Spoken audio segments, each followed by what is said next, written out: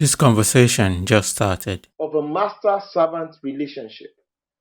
And you have to ask yourself the question, you cannot have who are the servants and who are the masters. We all know what Nigeria is, that some people get away with crimes against humanity, while the rest are punished for slight offenses. Some people come on television to threaten the other ethnic group with genocide, while they go scot-free and are even given presidential pat on the back. While others come out to speak against the killings of their people, the injustice against the indigenous people.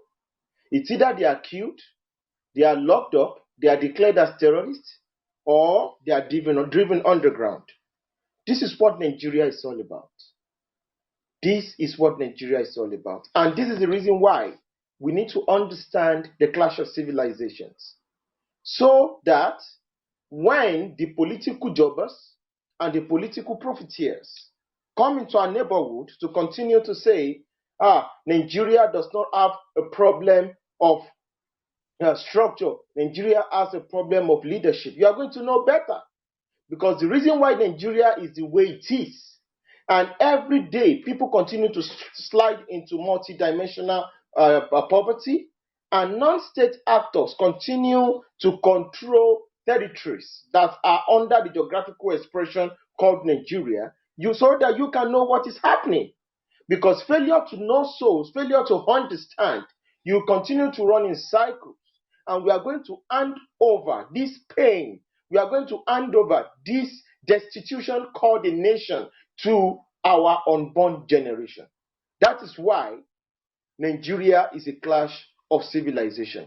And we need to have a case for the need for the balkanization of Nigeria.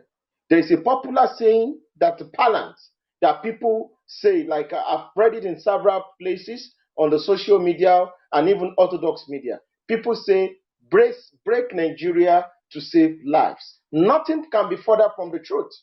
And we need to understand why. And we are going to talk about the clash of civilization using Nigeria as a case study. Thank you very much. If you're new, if you're just joining us, ping as many people into the room so that we can have a critical mass. We can have as much people as possible. So that has joined us before we start the discourse proper. Otumba, can I proceed proper? Let's thank you so much for that introduction, Ari. Please let's give it a minute. People kindly please help us to pig in your contacts, your network, so that we can all be part of this rich conversation tonight. Ari, if you indulge me, let's play a music for 2 to 3 minutes while we wait for the rest of our people to join.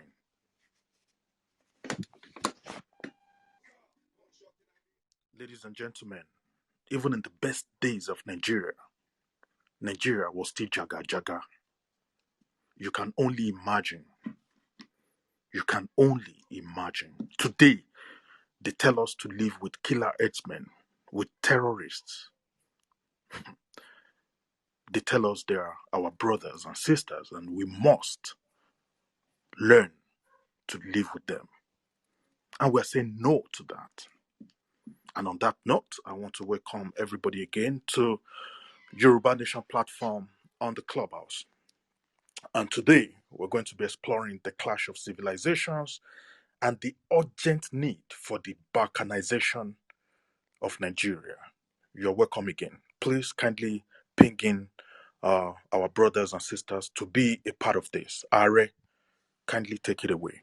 Thank you very much. Once again, I welcome you all in the name of Olodumare. So if I go into all sort of technical jargons or sociological terminologies as regards to my discourse today, please permit me and indulge me. And please, I will also want this discourse to be an interactive session because we also believe there are far more people that are far more intellectual in the audience that will also want to participate one way or the other. I'm going to start. What is a civilization? A civilization is defined as the highest form of cultural identity of a society, of a people, or of a nation state. What is a nation state? A nation state is a sovereign entity where people share the same language, ethnicity, custom, and tradition. That is the definition of a nation state. A country is nothing but a political nationalistic identity that can be natural, can be organic, and can be imposed, and can be voluntary in terms of people who seek naturalization to become citizens of other countries. Now, if we look at Nigeria as what it is, before there is something that has always been the practice of great empires of old. And the practice of the great empires of old is the ability to destroy other empires in order to create a different reality. They create other kingdoms, they destroy other kingdoms, they destroy other countries, they destroy other nation states to create a new reality from which those superpowers can be able to oppress, to exploit, and to pillage the indigenous people of those new entities.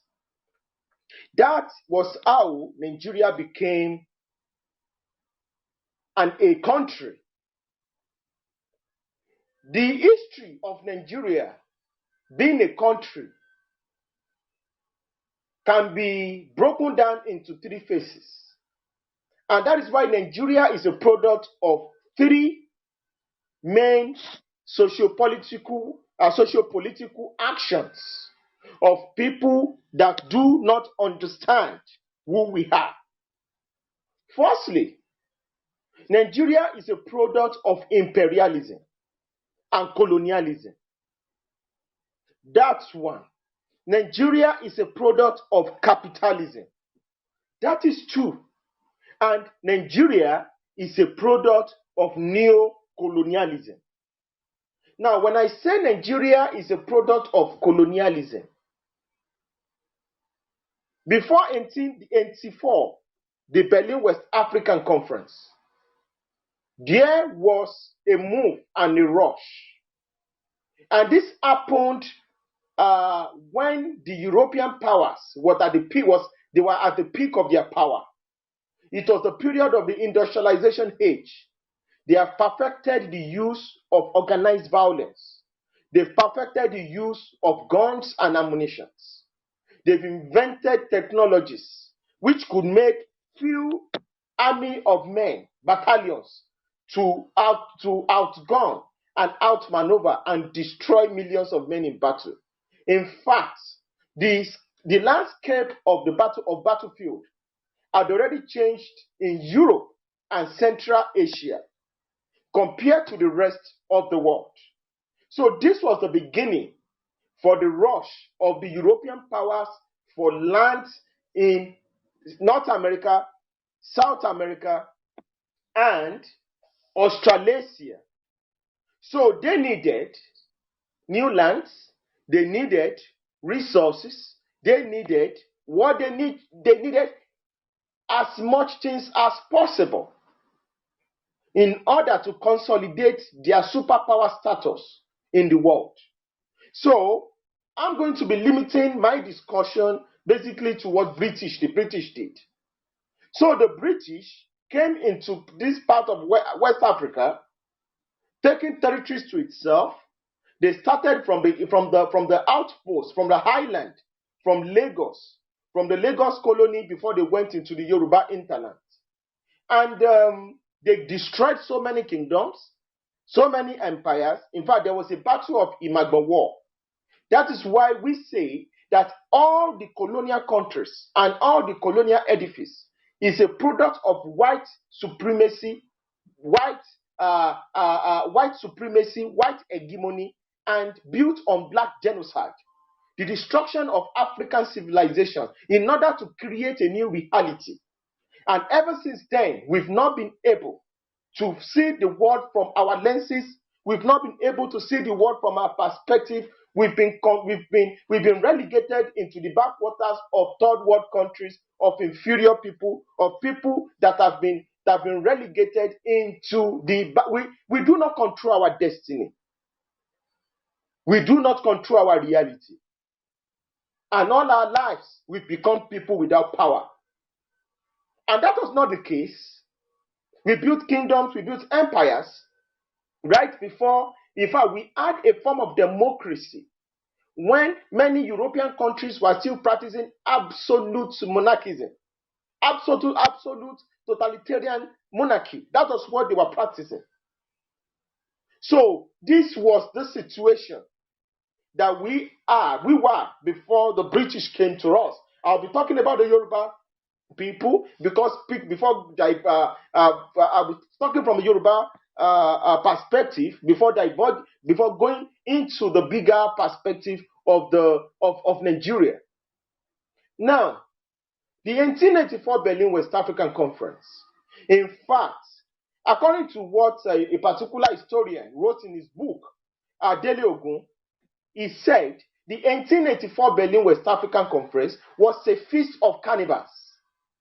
In fact, it was the celebration of cannibalism, where empires, where states, where nation states, where kingdoms, where civilizations was broken into pieces, was torn into shreds without the consent of the indigenous people.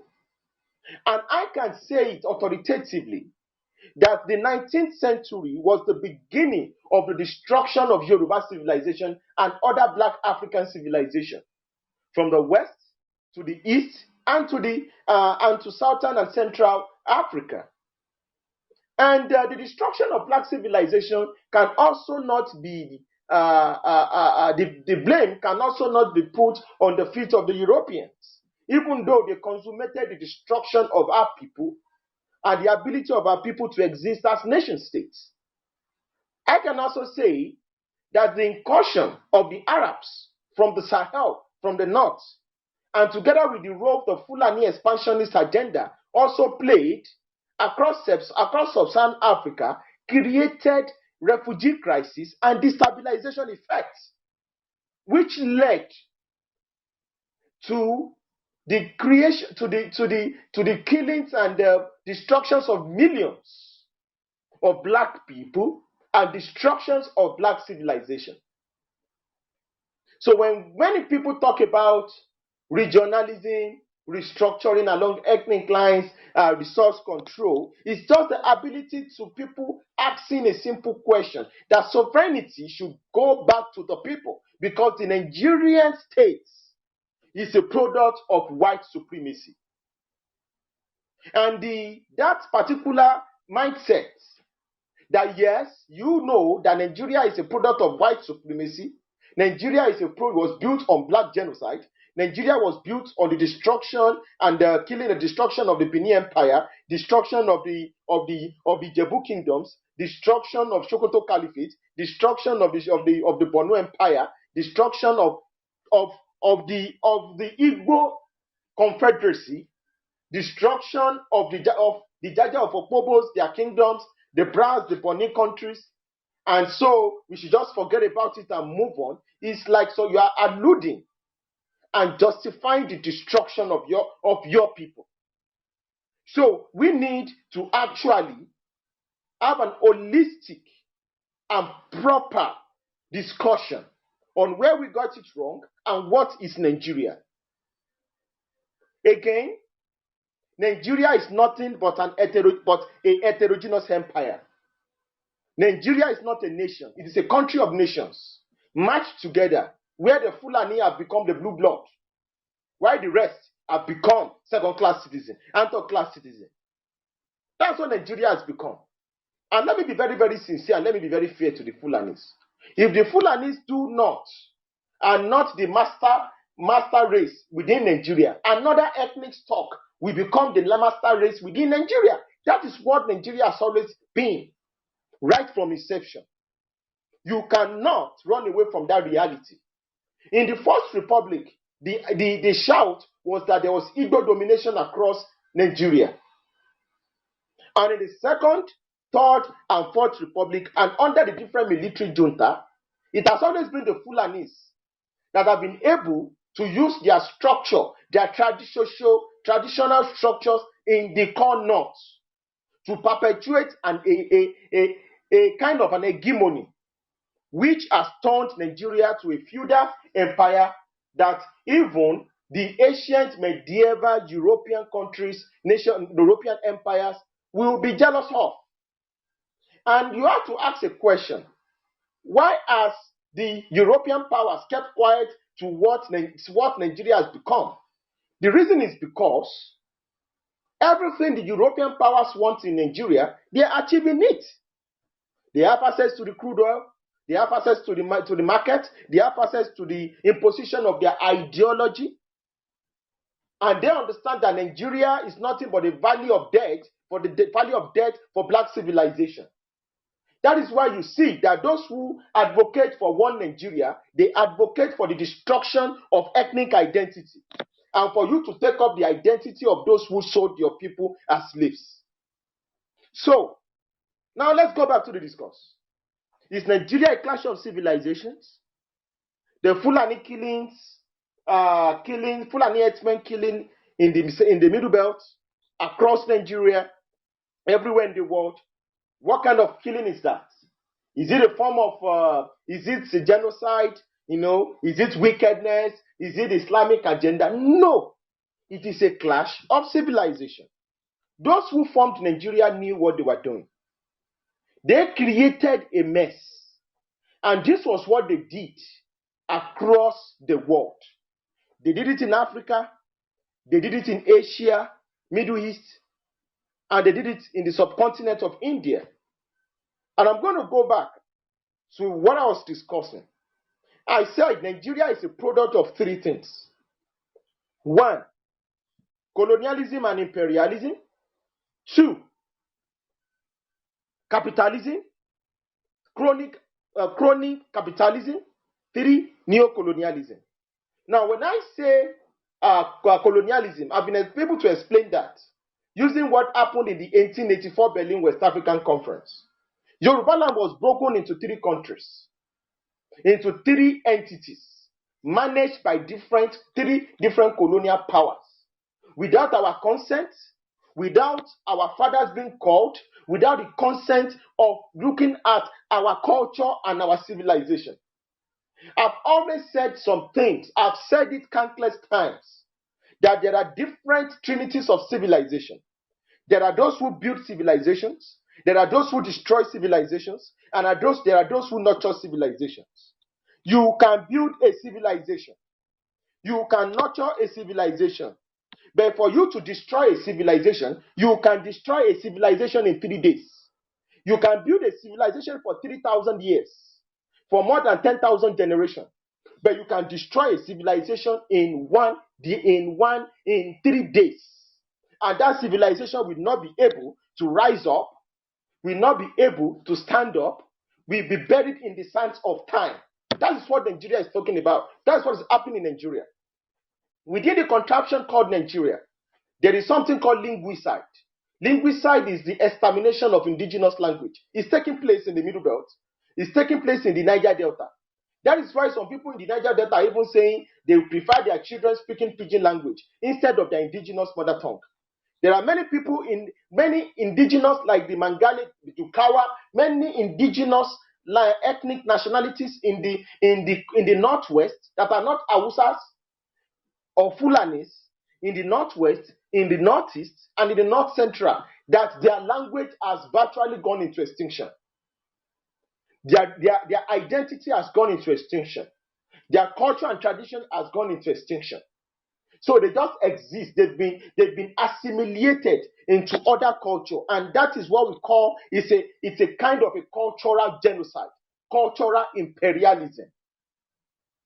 If you people understand the sociological effects of the effect of the clash of civilizations taking place within Nigeria and its effect on indigenous ethnic groups, maybe minorities or majority, you are going to know that Nigeria is a monster. Nigeria is not what it is. It is a monster. That is why those who are bereaved of ideas, bereaved of ideology, when they want to make examples of countries that they want to compare such colonial contraptions to, they make example, they say, let us compare Nigeria to USA.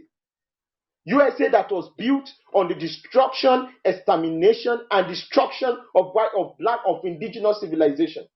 There is a particular feast called the Thanksgiving that they used to do in America. They call it where they kill turkey and they eat turkey, and it's celebrated across America. In fact, there is a public holiday for that day. Many people don't know that that day it's being celebrated by white Thanksgiving. Thanksgiving, yes, by white settlers. The day the leader of the indigenous people, native Indians, who are fighting against European colonialism, imperialism on their land. That was the day his head was cut off. And nothing has happened. And millions of people are still celebrating it today. Even black people don't know. Immigrants don't know. They eat turkey, that everybody is happy. The day the indigenous people were wiped out, heaven did not fall. So you have to understand what is happening. It was a clash of civilization. The Mesoamerican civilization against European civilization. And the European civilization won. So don't be surprised that all of a sudden, Fulani herdsmen armed with AK-47, anti-aircraft rifles, with their kinsmen in our House of Rep, House of Senate, and Presidency, making policies in order to further perpetuate their hegemony. And they are asking for lands, indigenous lands. It's not different from Nigeria. Nigeria is at the crossroad. If we fall, that is the end of black civilization. That is the end of African civilization. That's the end of Yoruba civilization. Now, going back to my discourse. Now, I said Nigeria is a product of what? Colonialism, capitalism, and neo-colonialism. Now, how is Nigeria a product of capitalism? We all know that when the British wanted to take over the space called Nigeria, it was the Royal Niger Company that did the dirty job for them. It's just like Dangote being used by Nigeria in order to hire mercenaries, hire soldiers to go into lands and conquer people. And after some time, the Nigerian army government buys up all the shares and becomes the majority stakeholder in that particular company. That was what the Royal Niger Company was. That was why the Royal Niger Company, when it wanted to sell its shares and hand over that space called Nigeria, because it was so rich in human and natural resources. Because what happened was this. The reason why they actually needed to balkanize Nigeria and balkanize Yoruba land and to properly start administering our space as part of their colonial legacy was this. Between the 18th century and 19th century, this was the age of Reformation, Renaissance, and industrialization in Europe. So they needed manpower in order to add value for production, for labor, for agricultural industrialization in the new world. I'm talking about North America and South America after the extermination of the indigenous people. So what did they need? They needed lands. They needed human beings. The use of machine for production, large-scale production, had not been perfected then. So when by 1806, it was not possible to use machine for production one way or the other. So there was no need for human resources anymore. There was no need. And they saw what happened in the Haiti Revolution. when black people were able to defeat the Napoleon Bonaparte army, which was the Haitian Revolution in 1804. So they feared what happened. They said, if they continue this way, a day is coming that black people are going to rise up in those new continents. And they had to stop. Not because they love us or they are Christians or they are human rights or all those nonsense. All those John Brown's body lying in the grave. It's all lies. It was due to economic policy. They don't need us anymore. But they found out that they needed some materials that we could cultivate better than them. Materials like palm oil, rubber, and other things, other raw materials across West Africa. So what do they need? What do they do? They need to control that market space. That's why you have to understand that economy, politics, military intervention, and resource control are all intertwined. That is why you see a section of the country, which is the Hausa Fulani North, does not have interest in good education. They have no interest. They are elites, not all of them. They have no interest. What they have interest is the politics. That is why they have to have a constitution that will favor their agenda. Anything that will keep everybody down, they try to push it into the exclusive list. Exclusive list. They have to make themselves a majority. Now, what they are propagating is you are majority, we are minority. So in order to create that kind of an American kind of a reality, where black people were treated as minorities and the white Caucasians see themselves as majority. That is why there is an uncontrolled migrations across the Sahel, and they are even trying to settle their kinsmen in our indigenous space, and they still come around to talk about one Nigeria. That is the madness, that is the insanity called Nigeria. So that was the capitalism. They needed profit. So the Royal Niger Company sold Nigeria to the British. So this is where you see people like Lord Lugard coming in, trying to administer. And it was different protectorates, the northern region and the southern region. So they ruled the north, ruled Nigeria. The British ruled the northern region through indirect rule. Indirect rule. That was how they ruled Nigeria. And the southern protectorate was ruled through conquest and destruction. So the emirs, the sultans, the traditional institutions in Nigeria, in the Corn North, was left intact. So they were the tax collectors. They were just collecting a percentage. They were just there. Even where the Fulanis did not conquer, in the Middle Belt, they created warrant chiefs.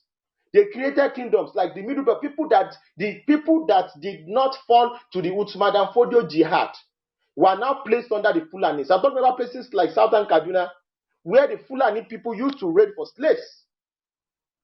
Places like Nasarawa, places like Taraba, places like Plateau, places like Benue. So, and this has always been the reality, that these people used to say they do not see themselves as the North, that they needed their own identity.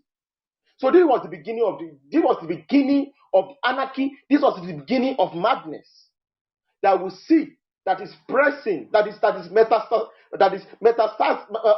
spreading like a cancer, a form of a metastasis across the whole of the contraption called Nigeria. Now, there was a kind of an identity between 1914 and 1914, which was the Nigerian identity that they continue to propagate. Let me tell you something. If you want to rule a place, and if you want to subjugate a place, and you do not have enough population to do it, you need to make sure that you rule that place in a big form. The population of the English were not up to 8 million when they conquered the whole of Nigeria. The population, I'm talking about 8 million. The population of England was not up to 8 million when they ruled 1/3 of the whole world. So if you underestimate what the Fulanis are capable of doing in the west part of West Africa, East Africa, and Central Africa, when they create problem and the next thing they say is we need lands, you need to be very, very sincere. You need to be open-minded and learn from history that it's a clash of civilization. It has happened before and it will continue to happen. If you don't defend your space and actually understand the reality, you understand the matrix of what is happening, you are going to be a victim. And you might end up in the museum like other civilizations that can never rise again. So, because history is not to glorify and to be happy and a kind of a kumbaya kind of atmosphere. History is to be digested. History is to be analyzed. History is to be properly, properly seen for what it is. History is the weapon.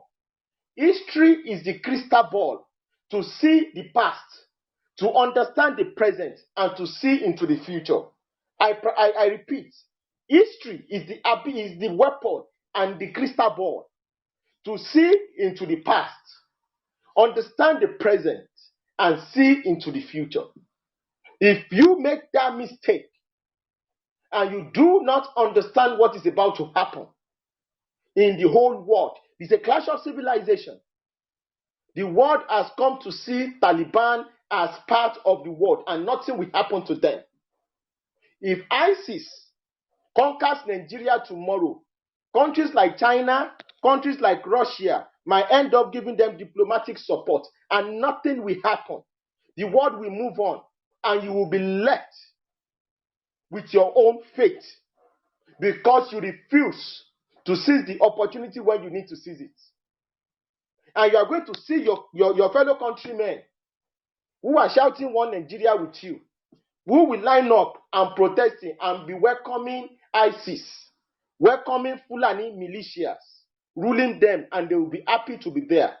You will not be surprised that you are going to even see some of your pastors saying there is nothing wrong, that it is the will of God for Fulani Islamists to take over your space.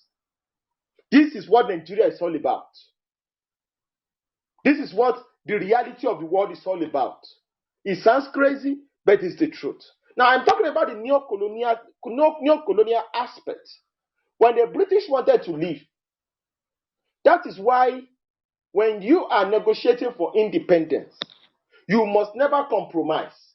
And you must always take the historical context, the historical reality, because nothing ever changes. Nothing ever changes. Despite what the Fulanis did to the Oyo Empire in 1812 and the havoc they wreaked across Yoruba land, the missionaries called them the Mohammedans. If havoc they wreaked across Yoruba lands, there was no reason for us to go into a union with them.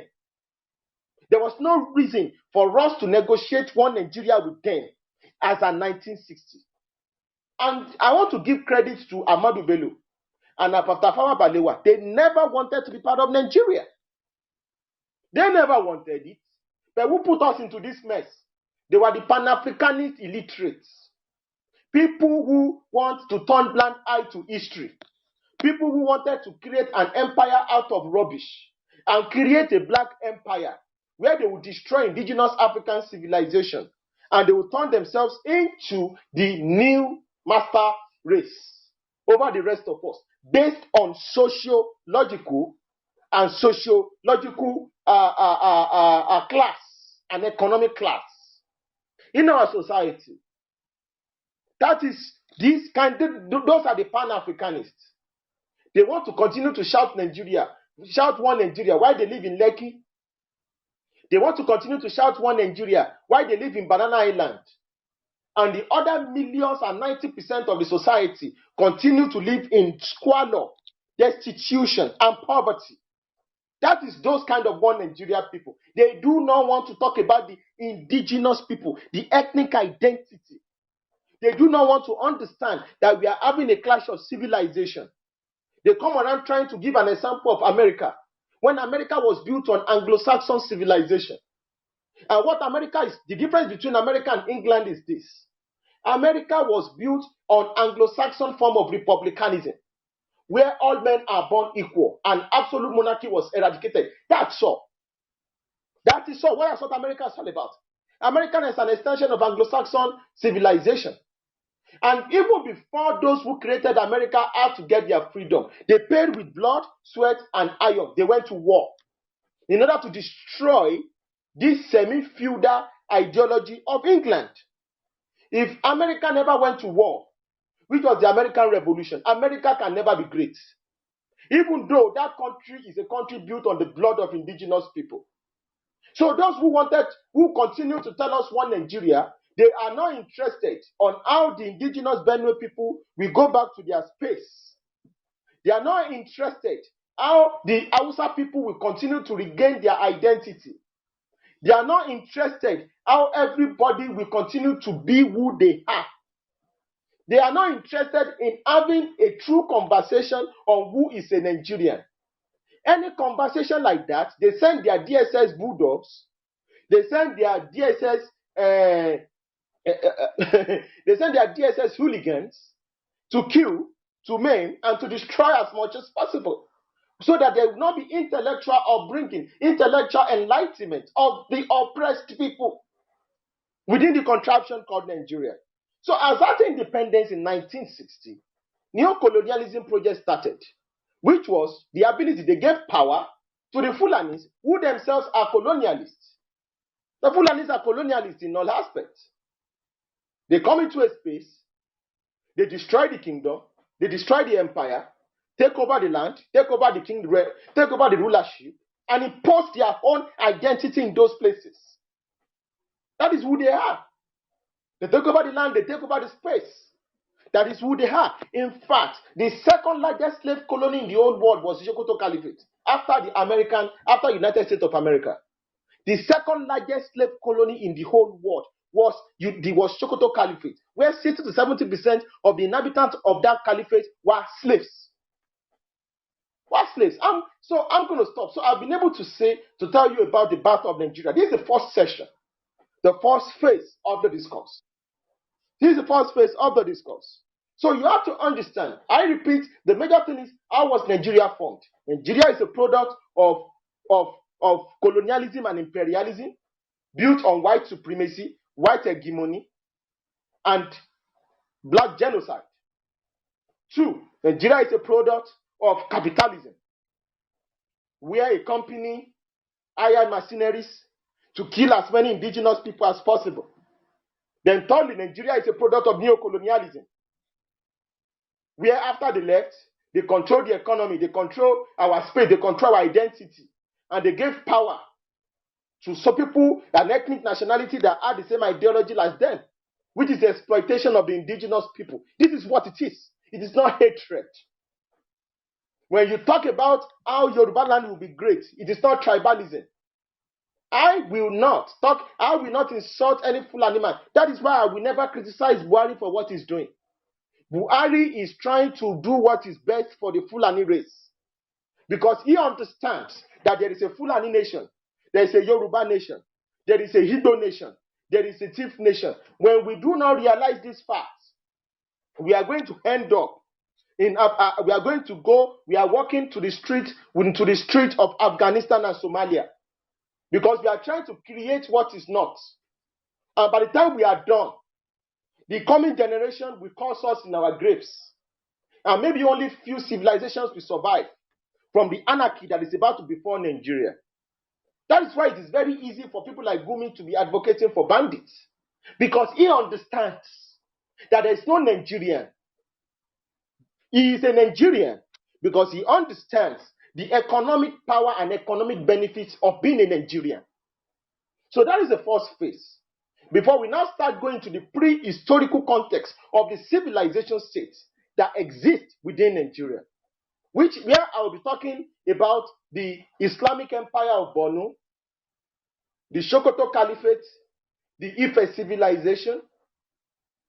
I will be defining Sokoto civilization, the Igbo kind of republicanism. I'll be talking about the Kwarafa Confederacy, the Bogu Confederacy, and so that we can understand why are some people behaving the way they are behaving. Why is it that this is a marriage of strange bedfellows? We have to understand why Boko Haram is doing what Boko Haram is doing, because we fail to realize what they are talking about. And one thing is certain: you cannot destroy an ideology with bullets and guns. Mr. Otumba. Thank you so much, Are, for that wonderful submission. We're going to take contributions. I can see that some of the people already left the stage. Not a surprise. Uh, Again, you're welcome to Yoruba Nation platform on the Clubhouse. Please, if you have not already followed the house, kindly click on the green house icon and be a member of this platform. We're going to take a couple of contributions before Are would continue to the next phase of this conversation tonight. Uh, I can see my brother Doctor on the stage. Doctor, you're welcome. My brother Ayodeji Esho, you're welcome. My brother Omojeje Oninu Tutu. Good morning, good evening, wherever you are, you're welcome. Olofamojo Omoabishu Joko, you are welcome. My brother D. Iguana, I greet you, my dear brother. Befitting Velo, I greet you. Please, guys, if you want to come up to the stage, kindly raise your hands and we can bring you up to be a part of this conversation today. Please flash your mic if you've got any contribution to make, and you can go ahead and have the floor. Doctor, please go ahead.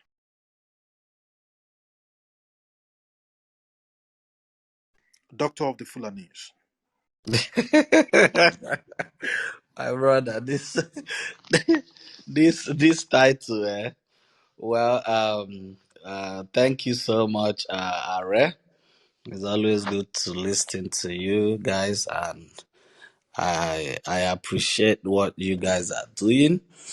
Like they said that the war that we are now, people feel like you just wake up one day and see, and they start, even some we assume that balkanization of Nigeria will start by maybe some people carrying, okay, like the popular suggestion from the one Nigerian is, they feel like you start shooting gun, uh, that is when a full-blown war, that is when that Nigeria is balkanized and can never be fixed. There is a pathway for a country to to collapse. You don't expect everything to happen overnight, but for people that are sensitive enough, you can see the body languages. You can see. I was in one Arewa room the other time. We chased them away. We made them unpopular because when we got in, we saw they were just making noise, blah, blah, blah. But we systematically brought up all those lies and dissected it, and debunked them. Now, they are running helter-skelter. They don't know what they are going to do. Yes, you can see the body language. The last time I was here, I told you guys that when I knew that things are becoming very serious, which most people do not notice, was when the Ondo State governor insisted that the Oduduwa national anthem should be recited in schools. For we that we've been around power, I understood what he was about doing. And I know that they've come to the terms that they need to start preparing themselves for the homecoming. It is evident everywhere. I'm sure most of us in diaspora, we can call back home. You understand?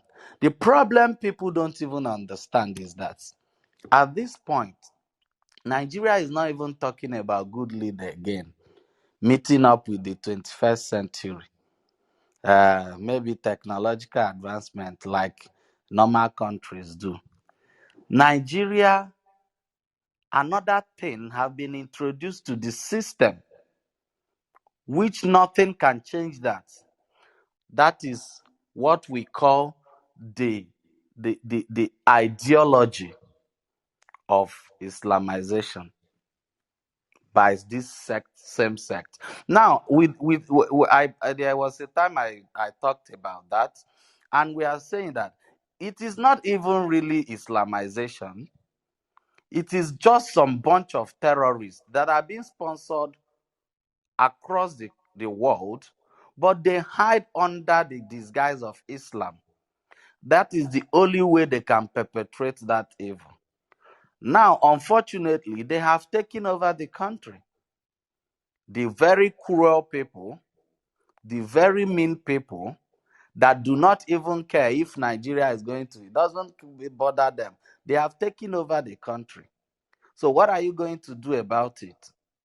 How can you remain in the same system with such kind of sect?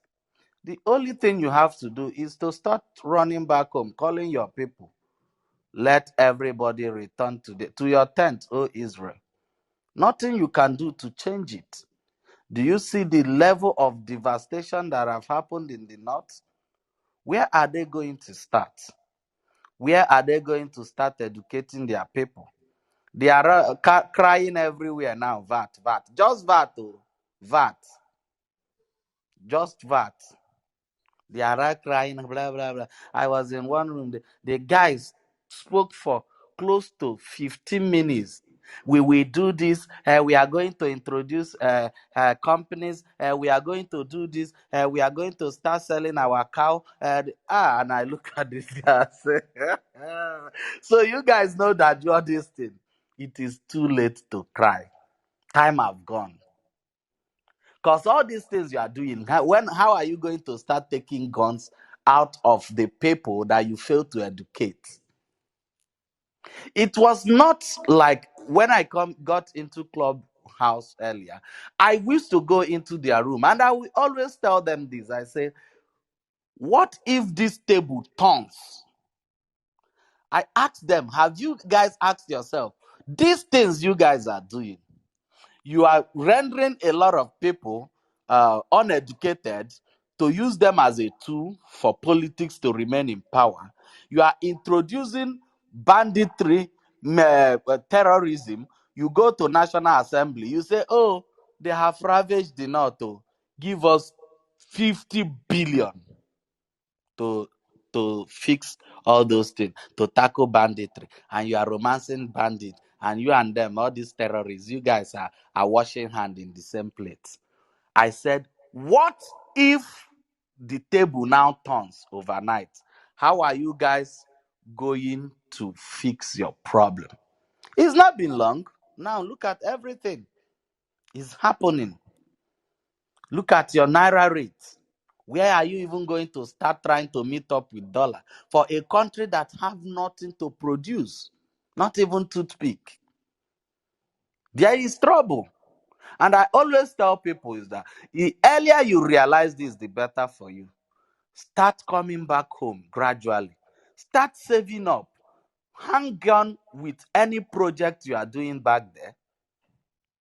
Anyway, you cannot even do any projects as regards to business or those things. It cannot work. I'm just talking about people that maybe have a project of building a place in their homes or this thing. It's okay to build, but we don't still know what will happen. I told you guys this thing a few months back that if you can save up your money, save it up, because this dollar is going to hit 1,000.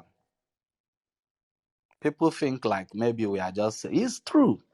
Because the rate is accumulating and nothing is being done to stop it. How are you going to, where are you going to start now? The country is falling. I used to say Nigeria is like is a barren country. It can never, nothing can save it. It can never be reproductive. Nothing, nothing. It was not even meant to survive. That was the problem. People don't understand. This Nigeria, some of this gullible sect of people are trying to package, are trying to romance. The other one say, look, be your brother's keeper. All this preach. It was never championed to survive. Even the white people that created the artificial country, They are even surprised how it lasted for this long. Yes. Why did it last for this long? Because black people are very resilient people. Like, we can endure things for a very long time. That is why the country Nigeria was even able to survive till date. There was a conversation we were having someday, and one man, I was playing a video, a man was saying, imagine a situation whereby Texas cannot take care of their oil product field anymore, whereby California will now depend on Maine to get light. They will not stay for 48 hours. But we Nigerians, we endured it for over 50, 60 years. We're strong, oh. But now we are tired. Not tired because we can't even, because the country too is tired. Because everywhere, down to go to education now. Where you want start, bro? Where?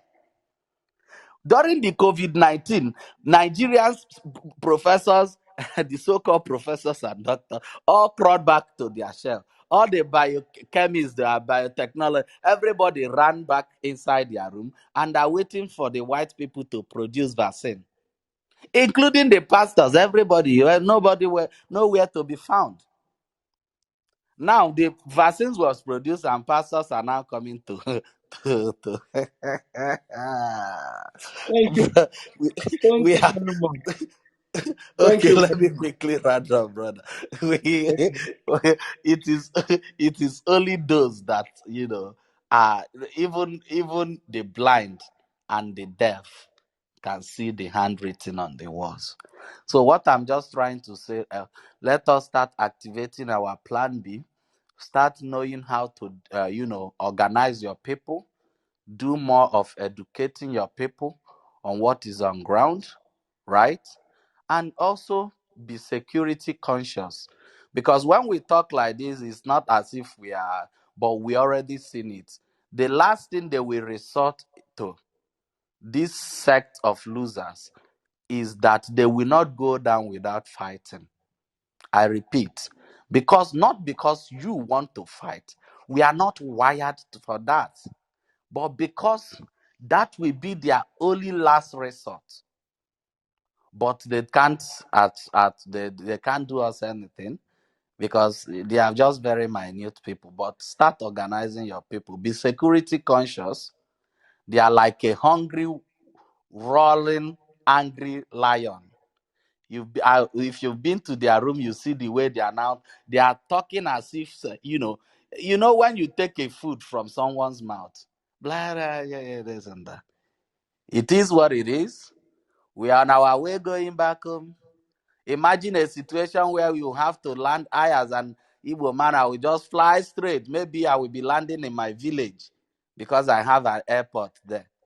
I wouldn't have to go all these things, do all those things. Life should be beautiful. Heaven that the pastors are preaching to us could be achieved here. The Europeans are having their heaven on earth, and the black men are promising you heaven in a life to come. Please join hand with your people. Let's continue to fight, continue to educate your people, sensitize your people.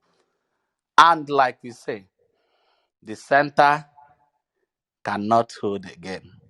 And truly, there was a country. Thank you, guys.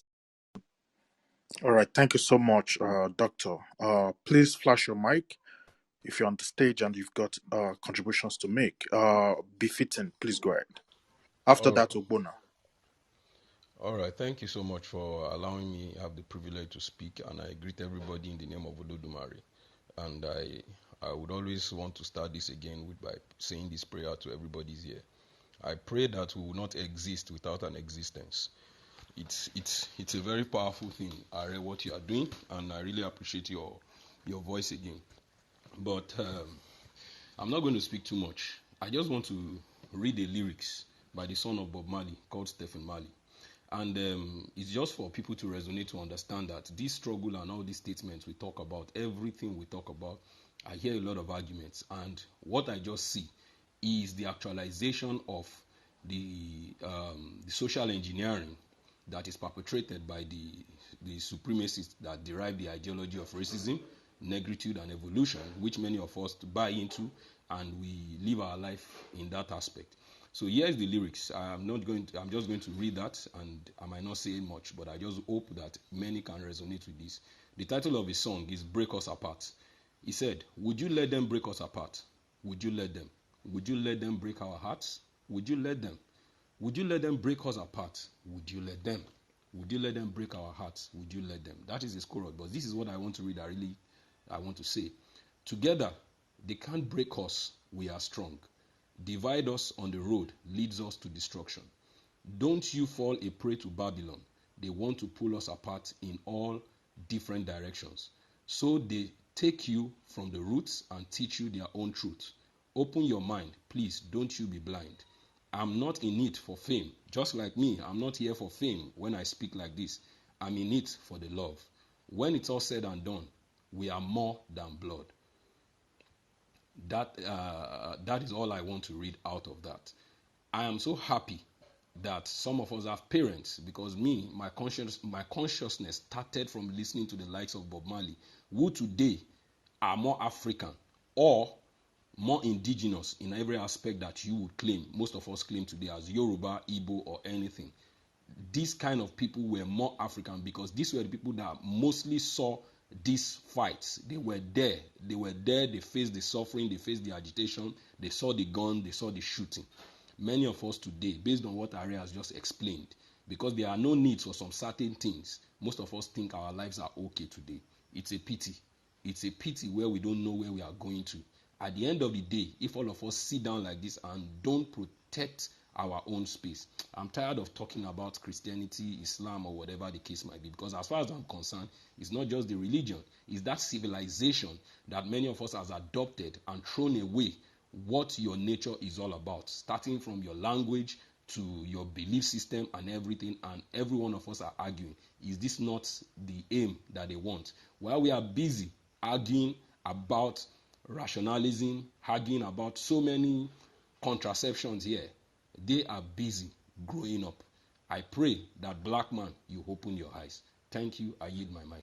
All right, thank you so much, my brother, Mr. Bona MC. Please go ahead. Okay, thank you. Anytime I see these topics about the need for the balkanization, especially the class of civilizations, I remember Tafawa Balewa and Obafemi Awolowo and the dreamer that was Azikiwe. And then you now try to situate it with your present day realities. And now you understand that Tafawa Balewa and Awolowo understood that we were very different people. We were very, very different people. And there's no way, absolutely no way, unless the country is structured properly, that we can live together as a people. So I always ask people who continue to persist or continue to argue that the country as presently structured can survive. I ask them, on what basis? Is it on, do you have the same value systems, the same beliefs, the same culture, or the same way of thinking with the other person? And if you do not share the same values, how do you want to progress as a person? Of course, the only thing you receive are answers of people who are living in an alternative reality and have refused to come back to Nigeria, or have refused to come back to Earth, sorry. And then you now go to someone who 50, 60 something years ago predicted that we will end up like this, a clash of civilization. You see, whenever I remember Ojukwu and the fact that he knew that this day will come, the fact that he predicted that this day will come, and not only that, there's actually a solution, that is the Abure Accord, that Ojukwu, with the best minds in the Southeast, came together and produced that document. And not look at that document. Look at that document and try to situate it with the problems that we have today, especially the security problem. If you look at the recommendations of the Abure Accord, it said that first and foremost, the regions will have their own police. You see, it did not stop there. It's the very interesting part I loved about that document. The regions will have their own army. That means that Anybody that comes into my state and acts contrary to my laws will be dealt with in accordance to my laws. Now I ask you, if we had this kind of document enshrined in our constitution, or the clauses contained in that document enshrined in our constitution, are we going to be talking about insecurity today? When marauding invaders will come all the way from the north into the southwest, into the southeast, into the south, into the middle belt, kill our mothers, kill our sisters, rape our mothers, kill our men, and then try to lay claim to our land. So if we are going to have a conversation on this balkanization, and somebody says, okay, you must even have the United Nigeria, you ask him, the United Nigeria based on what? Me, for one, if I'm even going to accept the United Nigeria, I would never accept a federation. Do you know why? If in a federation, the center will still control the army. I'm not interested in a Nigeria that the center controls the army. But you see, in Nigeria that the regions control the army, I am very comfortable with it because I know that I have my guns. If you act contrary to my laws, you will be dealt with summarily in accordance with my own laws. And my army will act as a deterrent to any show of force from you. And then you can build a nation simply based on trade. Because I do not understand why Nigerians want to love each other. Why are you loving each other? You share nothing with this person. You and this person have completely different goals. So what is the basis of always seeking unity? Is it performative unity? What do you want the man's love for? When you can simply have trade relationships with him, and you build a relationship based on mutual respect. The thing is, we can never love each other. That is just the truth. We are way different. We are way different. We are created in different ways. But we can have one thing, just one thing. We can respect each other, and then we can trade with each other. That should be the only basis on which Nigeria should stand. If you cannot have a Nigeria on this basis, then you have to break everything up. But it has to be a confederation, not even a federation. It must be a confederation as envisaged by Ojukwu, because he understood that we will get to this point at some time where we will have this clash of civilization, where we will find out that we are unable to live with each other, where we will find out that the next person is seeking to interfere with the other person's progress. And I'll just take you, before I close, I'll take you back to 19, before the coup. And you can look at how this clash of civilizations led to the coup. We had people at the center interfering with the business of the Southwest. What was their business in the Southwest? If the Southwesterners wanted Awolowo's party to continue governing, or the business of the Southwest, what was Tafawa Balewa's problem? If the Middle Belt wanted a united Middle Belt Congress, what was Tafawa Balewa's problem with that? And then, because you want to impose your own lifestyle, you want to dominate these people, you now send in the army to go into those areas and obliterate it. Again, clashing with civilizations. People want to be progressive, people want to move on, but you want to restrict them. You want to bring them back and keep them where you are because you have simply refused to make progress. So I'm just talking to people who insist that this country must remain the same, or who come here and preach that we must love our neighbors. I do not want to love any. I do not think I even want to. I do not want to. There's no need for me to love any other Nigerian from another tribe apart from people from the Igbo tribe. I do not think I want to go into that because it is unnecessary. If I respect the person from the other tribe, that's enough for me. I do not necessarily need to love anybody. And I, for one, I do not even think I even want, even to the extent of even a shared identity.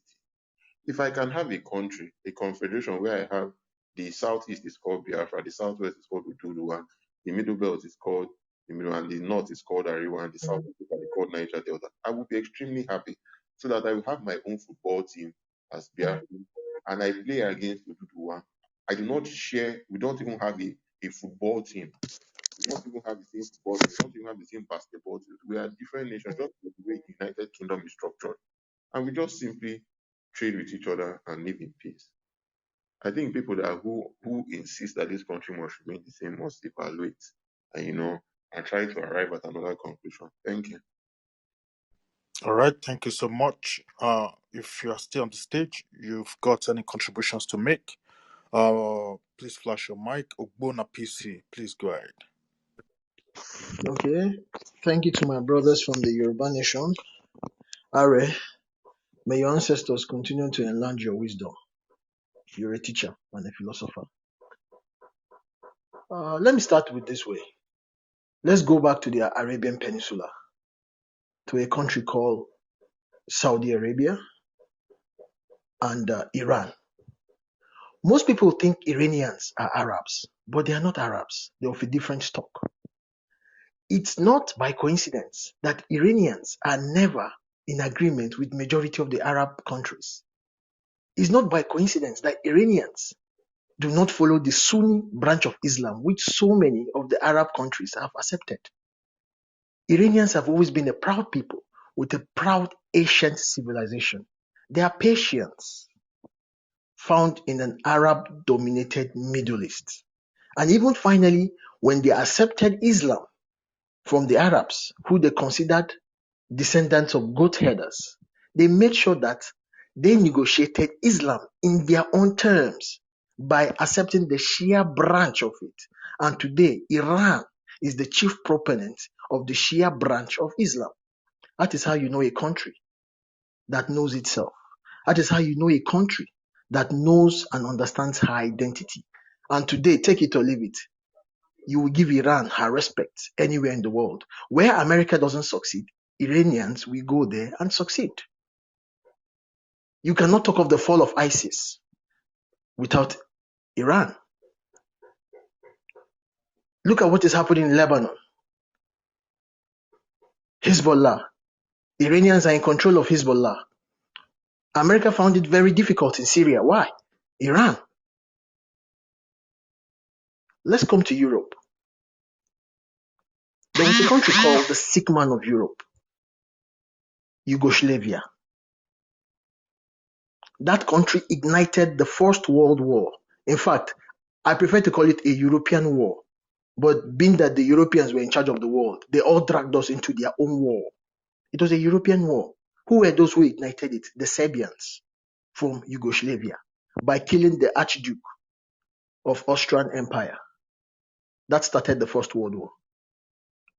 After that war, we had a country called Yugoslavia. There was a dreamer. His name was Boris Tito. Spoke so beautiful. He tried to mold something that could not be molded. He tried to join things that could not be joined. There was peace in Yugoslavia, but when he died, what happened? What happened after his death? Most people do not still understand that Serbia, Croatia, Bosnia, Kosovo, the 7 or 8 countries that came out of this Yugoslavia were all of the same race. They were all Slavic people. It's just like Igbo people cut across the 5 states of the southeast. They are all Slavs. But what happened? The Serbians have always been influenced by Orthodox Christianity from the east. The Croatians have always been influenced by the Roman Catholicism from the west. People from Croatia, from Kosovo and Serbia have always been influenced by the Islamic civilization that came from the Ottomans. Why the British, why Europe, America were selling black slaves? The Ottomans were selling white slaves. Where did they get these white slaves from? From Europe. In fact, most of the mothers of the sultans of the Ottoman Empire were white women from Eastern Europe. The bodyguards to the sultans, the janissaries, were from Eastern Europe. Europe sat down and said, look, Yugoslavia has always caused us trouble right from 1914. How do we solve this problem once and for all? They did what they have always done. They carved out 7 different countries from the same race, the same Slavic race. They carved out 7 different countries. Based on what? Based on their civilizations. Based on their civilizations. They are the same people, but they've discovered that these guys cannot agree on one thing because of they have different civilizations. Today, Europe is at peace. I cannot remember the last time you had one country or one village or one community attack the other one. Everybody knows his boundary. Everybody have agreed. Look, this person have agreed to stay with him. Let's come to the UK. They just had the Brexit. What is Brexit? Brexit is Anglo-Saxon tribalism. What is tribalism? Tribalism is politics of identity. There's nothing evil. There's nothing negative. There's nothing bad in tribalism. If they call you a tribalist, I say wear it. Wear it as a skin. Wear it as an armor, that it may never be used against you. And when you stand tall, speak as a tribalist. It's not evil. It's not bad. What the Fulanis are doing is not tribalism. It is irredentism. That is politics of superiority. You want to impose your culture and civilization on others because you feel you are superior to them. The British man doesn't want to impose his Anglo-Saxon civilization on anybody in Europe. He wants to be on his own. He wants to determine his immigration policy, his economic policy. He does not want his policies to be determined by Brussels. That is tribalism. But the black man has always been miseducated. The miseducation of the Negro race. The most dangerous man is an educated black man because he doesn't know how miseducated he is. You were educated, but you were not given knowledge. If you want knowledge, you seek it. Nobody gives you knowledge. But the black man thought that the school he went to gave him knowledge. Nigeria is a dream. Nigeria is nothing but a dream. Can she be achieved? It could be achieved. Are there potentials in one Nigeria? Yes, there are potentials in one Nigeria. But is it possible for Nigeria to be one? No. That is the fact. If Nigeria were to be in Europe, I bet you Nigeria would have been balkanized. Nigeria would have been at peace. And Nigeria would have achieved that potential these different ethnic nations were destined to achieve. What is the population of Serbia? What is the population of Ukraine? What is the population of Germany? What is the population of the French? What is the population of Yoruba people? What is the population of Igbo? Give or take, the Igbos and the Yorubas, one on one, are at least 40 million. You call 40 million people tribes? Are you mad? They are ethnic nations. They are big, large, strong enough to form a country of their own. That's what I keep asking. What is paramount in one Nigeria? What is paramount in this one Nigeria? It's just a dream. And we must be very careful of dreamers because they don't know when to stop dreaming. What is paramount in one Nigeria? The problem with one Nigeria is the politics of irredentism of the Fulanis. Every progressive politics, every progressive policy you try to implement in Nigeria, there is one set of people who will always give you 20 reasons why it should not be implemented. Who are these people? It is the Fulani North. Every goddamn time. And yet, these same people want one Nigeria. Why? Because they feel they are on top. Because they feel they have conquered us. Their one Nigeria is not for the love of the country. It is for the love of what they get. What is wrong in VAT? What is wrong in me collecting my VAT? Kano State will burn alcohol. They will destroy it. They will not allow mannequin. But when 30 billion comes in, these hypocrites will not ask, where is this money coming from? Is there alcohol money in it? Is there money of prostitution in it? Is there money collected from gambling companies in it? And you say we are one. My brothers, let's stop dreaming. There is nothing one in one Nigeria. It is a total clash of civilization. As you cannot join Saudi Arabia and Iran, despite the fact that they are two great Muslim countries. That is the way it is in Nigeria. Nigeria cannot work. As you cannot join the Soviet communist or Russia and the capitalist America to form one country. That is the way Nigeria is. No matter how you do it, no matter how you pander it, no matter how you pad it, it cannot work. One of the regions must be the horse, then the other region must be the horse rider. One of the region must be the wife, then the other one will be the husband who will rape the wife. That is the tragedy of this one Nigeria. It's a tragedy of civilization, a clash of civilization, a tragedy of the black race. We're fooled. They told us that we're giants.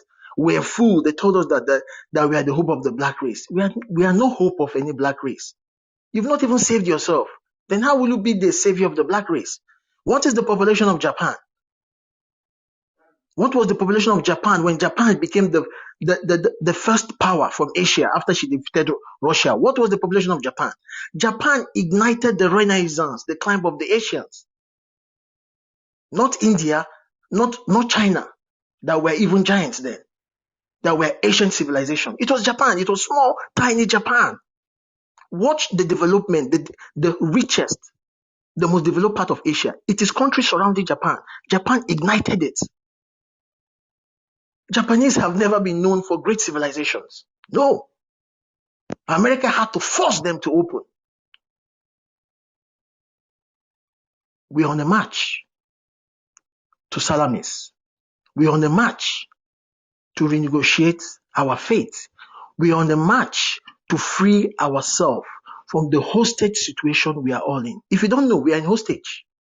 If you guys do not really understand what is happening in Nigeria, you are in a hostage. A country where you cannot say what you want, where you cannot do what you want, you cannot move at your own pace. It's simple. You are a hostage. We must renegotiate our fate.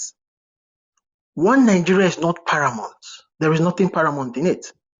If it will take this country to be balkanized for we to achieve that destiny, nature that God has given us, it has to be done. If not in this generation, in the next generation. But our generation must do her own tax. Every generation has its tax. So this is our own tax. The war subdued our father's generation. But this generation is a generation that is asking questions. The next generation may be the generation that will find the solution to the questions. Thank It you so all much. starts with a question. We're on the Thank you. march. So I will say, as Ojuku said, on Aburi we stand. We shall renegotiate Nigeria. Thank you. All right, thank you so much. You can get education, you can acquire your certificates, but knowledge you must seek. And on that note, I'll go back to Are to continue with the discourse for tonight. Are. Thank you very much. I think it's an honor to be in the midst of erudite scholars. Ogbonna was actually reading from my mind. It's like Ogbonna asked my heart, my mind in front of him, and he was actually talking about it. I mean, the two Ogbonnas and the doctor of Fulani Affairs, Dr. Isba.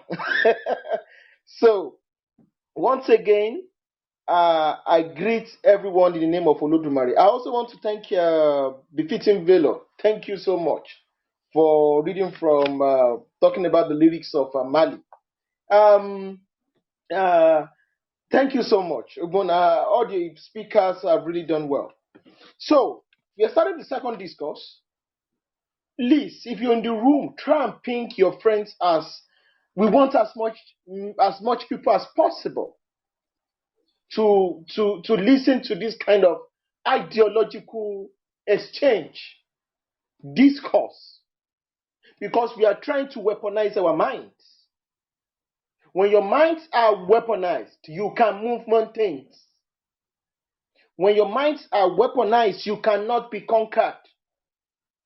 When your minds are weaponized, you cannot be defeated. When your minds are weaponized, no enemy will be able to stand in front of you. You can be a professor. You can have 5 PhDs. You can have 5 master's degrees. You can have 10 million bachelor degrees. You can be a lawyer. You can be anything, and still your mind is not weaponized. It's when your minds are weaponized, when your mind is weaponized, you will be able to resist any invasion. You know that as long as you live, the Yoruba nation still exists. As long as you are alive, the Yoruba nation has never been defeated. So I'm going to go back to the discourse. And the topic of tonight is the clash of civilizations, the need, the case for the balkanization of Nigeria. Now, we have to understand That Nigeria is nothing but a social experiment of the European powers. It's a social experiment where some people are collecting data, and we are like guinea pigs in the laboratory, where some people are trying to study when they create a one-world government, a globalist idea, and what can probably happen there. And we have different British projects that has failed woefully across the world. Many people don't know that there was a time that Malaysia was part of Indonesia. It left. Many people don't know that less than 12 years ago, or 14 to 15 years ago, East Timor also got its independence from Indonesia. East Timor was a largely Christian civilization built on Orthodox Catholic, built on Catholic kind of Christianity. They fought and got their independence from Indonesia. Many people don't know. Many people don't know that Sudan was also a project of the British. And let me tell you what the British did. In fact, Lord Lugard, who was responsible for the amalgamation of the core Fulani North and the South, was responsible for the amalgamation of the Arab North and the Christian enemy South in South Sudan. And this single amalgamation has led to the death of millions of people. Many people talk about the Darfur crisis. You see, the European powers we need to talk about people need to be free, people need humanitarian services, but they will not tell you that they created this mess for them. That is why you see that there's a different ways in which the Middle East, the Arabs, the Afghans relate to imperialism compared to black people. They will not accept. They are ready to fight to death. Because what common sense the Arabs in the northern part of Sudan used to hire mercenaries, bring soldiers to raid South Sudan for slaves. In fact, millions of South Sudanese, the Dinkas, the Noas, the Equatorians, used to be captured and sold by the Arab North into the Middle East as slaves. You know all this history. In fact, when the British got into Sudan, the Sudan area, the Arabs were still capturing slaves and selling them. Were still capturing the South Sudanese as slaves. Yet, this is why we need to actually understand what's happening. That is why I say it is not a clash of civilization. It's a clash of civilization, not religion. You know, the British brought Christianity to the South Sudanese in order to be able to conquer them. Yet, you still handed the people you converted to Christianity and handed them over to people that are practicing Islamism, who are practicing Arabization agenda, people who are their slave masters, despite the fact that you guys are Christians. You have to understand, open your mind that this is what it is. They set them up for failure in the first place. Because the reason for the colonization of those places was to continue to take human capital and mineral resources from those places in the first place. So that was why Sudan became a failure and Sudan became balkanized. The same thing they did in India. They brought the northern part, which was majority Muslims, and brought them back with people that are Hindu. People who are not even practicing Abrahamic religion. You brought them with people that are what? Polytheists. You brought monotheist civilization and the polytheist civilization, and you handed power over to the monotheist civilization. And you said one India. They call it the British India. In fact, the British tried as much as possible to conquer the present Afghanistan and tried to bring them and match them with India. Close your eyes, my people. Imagine a country where Taliban is in India. How will India look like?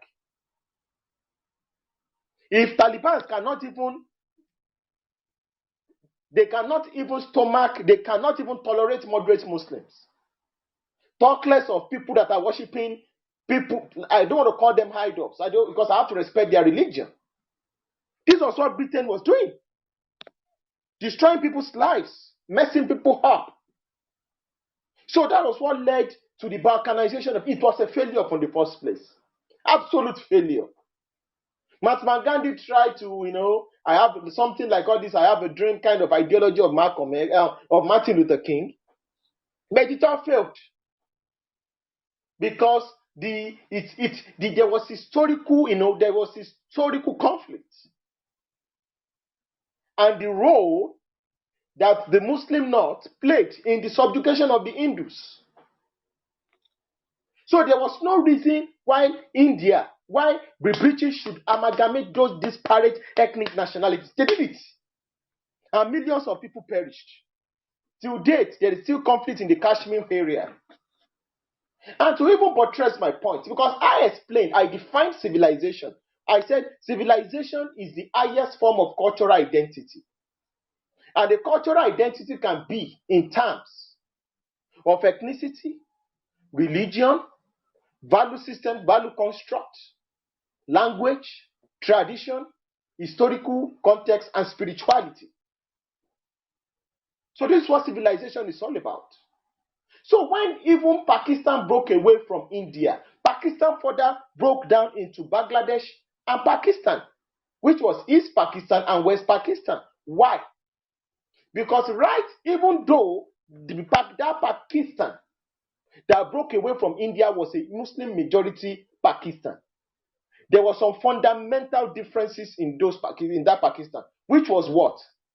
These people have different ethnic identity. Some people were speaking Urdu, while some people were speaking Bangla. And those that were speaking Urdu wanted to impose Urdu as the official language of that Pakistan, even though they were all Muslims. And those that were speaking Bangla said, no, Bangla is our cultural and language heritage. You cannot impose it on us. There was a bloody civil war. And Pakistan was also broken into two, Bangladesh and Pakistan. And we all know what Pakistan has become in that part of the subcontinent of India. Pakistan openly supports Taliban, supports all form of terror organizations across the world. So this is sometimes I can compare what Taliban, the Pakistan, to the northwestern part of Nigeria. They shout democracy, they shout humanity, and they continue to perpetrate hegemony. That is why Bangladesh, even though being an Islamic country, does not have any good relationship with Pakistan because Pakistan practices hardcore Islamism, which is a kind of a political ideology where the state and religion are interwoven. Bangladesh tries to promote their indigenous civilization, even though there are elements of fundamentalism in their space, but they've been able to quench it.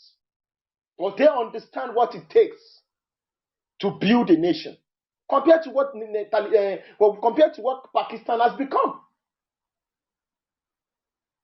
Because okay, so I don't want to waste more time there. Then we should talk about what Nigeria is.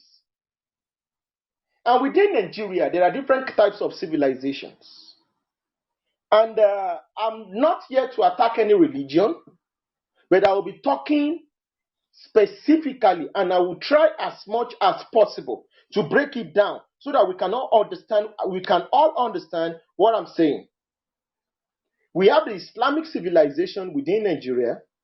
We have the Ife civilization within Nigeria. We have the confederacies, which is a form of republican system of government, like the Kwarafa, the Bogu Confederacy, the Igbo Confederacy. We have kingdoms, the Calabar Kingdom, the Shekiri Kingdom. No, these are the kind of civilizations that existed within Nigeria. There are other microcosm, other civilizations, but these are the major ones that are shaping the socio-political and economic atmosphere of that British contraption called Nigeria. So, what do I mean by Islamic civilization? There are two fundamental basic different, disparate, and powerful Islamic civilization within Nigeria. We have the El Kanemi, the Borno Islamic Empire, the Borno Islamic civilization, and the Fulani Sokoto Caliphate, which is a form, they profess, is a form of Islamic civilization. The Borno Empire, which was an Islamic civilization, ruled majorly for most of its existence until the mid-19th century, was ruled by the Safavid dynasty, has been an Islamic civilization for up to 1,000 years, 800 to 1,000 years. And it has been the epitome of prosperity, stability, education, and bastion of Islamic science in that part of Africa, of Sahel Africa. And it was ruled, the title is the Shehu of Borno. The second civilization, the Islamic civilization, and it is majorly based in the northeastern part of Nigeria. The second is civilization, Islamic civilization in Nigeria, in the contraption called Nigeria, is the Sokoto Caliphate, which was built between around 1802, when the Fulani were able to launch a brutal jihad and overthrow the Hausa kings. And this was led by Uthman Dan Fodio. And there was something that happened. The Fulanis, having overthrown and killed the Hausa kings, started waging war against the Borno Empire. By that time, the El Kanemi dynasty, El Kanem, who was an half Arab, an half Kanuri, had already taken over power in Borno Empire. And he wrote a letter to Uthman Dan Fodio and all the emirates that he had just created. He said, and I quote, "If you are really fighting for Islam, why are you attacking a fellow Islamic empire?" That was the first question he asked. He said, "We've been Muslims for 800 years, and we've built a flourishing and prosperous Islamic civilization based on pure principles of the Prophet. Then why are you attacking and seeking to conquer and annex Borno Empire into your space?" Because one of the ideology, one of the propaganda that the Uthman Dan Fodio have always been using was that it was trying to spread Islam and it was trying to convert non-Muslims into Muslims. So the question, the theological question that the economy of Borno Empire asked Uthman Dan Fodio was this: we are Muslims before you became Muslims. Then why are you not trying to convert Muslims into Muslims? And this was a question that created a problem in the ranks of the Fulani army from Sokoto. Because some of the people were saying, yes, they are Muslim, especially the non-Fulanis. The non-Fulanis, like the conquered Jukawas, the conquered Hausas, the conquered Nupes, started asking questions. Why are we attacking a fellow Islamic empire? We can have bilateral relationship with them and let them be. But Uthman Dan Fodio did not listen. He went ahead and waged war on the Borno Empire. The Borno Empire were able to resist, the Kanuris were able to resist, and they were able to defeat and protect their space to this present day. That is why the Shehu of Borno is not under the Sokoto Caliphate. That is why I said there are two different kinds of Islamic civilization in the core north. Which is in the core north, which is the Sokoto Caliphate and the Borno Empire. So let's not talk about the Ife civilization. The Ife civilization is a civilization state that has given rise to two, if not three empires in the southern part of Nigeria and maybe in the middle belt. The Benin Empire is from Ife. The Oyo Empire is from Ife. Even the Igala Empire, people don't know there was an Igala Empire. The Egada Empire at a point in time has Ife connection. They practice Ifa, they practice even the spirituality. Because these are the characteristics of the Ife civilization. Now let's not go into the confederacy, the kingdoms. We have the Bogu, we have the Bariba, we have the Calabar, we have the Igbos, who practice a form of a Republican confederacy. That's how they live their life. So these are people that have a different worldview. These are nations, people that have evolved independently, even sometimes in isolated cases. You brought them together, gave guns and ammunition to a particular ethnic group to kill as many people as possible in order to keep that empire intact. That's why it's not surprising that the ambassador of England in Nigeria is turning the corner, shouting "One Nigeria." The same ambassador went across England. They were all around saying they want to leave the EU. That is the double standard of imperialists. That is the double standard of colonialists. That is the double standard of white supremacists. That is why it's possible. It is not far, it is easy, it is very easy to see. When you see white supremacists, when they say all men are free, all men are born equal, when they are talking about the American Revolution, but when they want to talk about black people, they say black people are 3/5 human beings. So these are the clash of civilization in different layers. So what I've just tried to explain, even though we can have an Islamic civilization, we can have civilization and sub-civilizations. That is why you can never see that Turkey will never bow down to Saudi Arabia. They have nothing in common. Because the Turkish people, even though they consider themselves Muslims, they consider themselves having a civilization that is superior to the Arab civilization. They don't hide it. Even the Malay, Indonesian Islamic civilization, even though they are Muslims, they try to create a kind of interpret that religion according from their own ethnic identity. That is why those who come around to say, oh, there is no tribe in Islam, all those kind of things, it's all lies. It is a kind of ideology called Islamism that was built on Salafism, that was built on Salafism. And in Saudi Arabia, it is called Wahhabism, which was a form of Arab nationalism that tends to spread the Arab version of Islam to different parts of the world. That is why you cannot see that kind of ideology really supreme in countries like Indonesia, in countries like Malaysia, in countries like Turkey, in countries like Azerbaijan. They won't. In countries like Kazakhstan, in countries like Tajikistan, in countries like Uzbekistan, they will never, even though they are Islamic country, their allegiance is to Turkey because of that Turkic sub-civilization.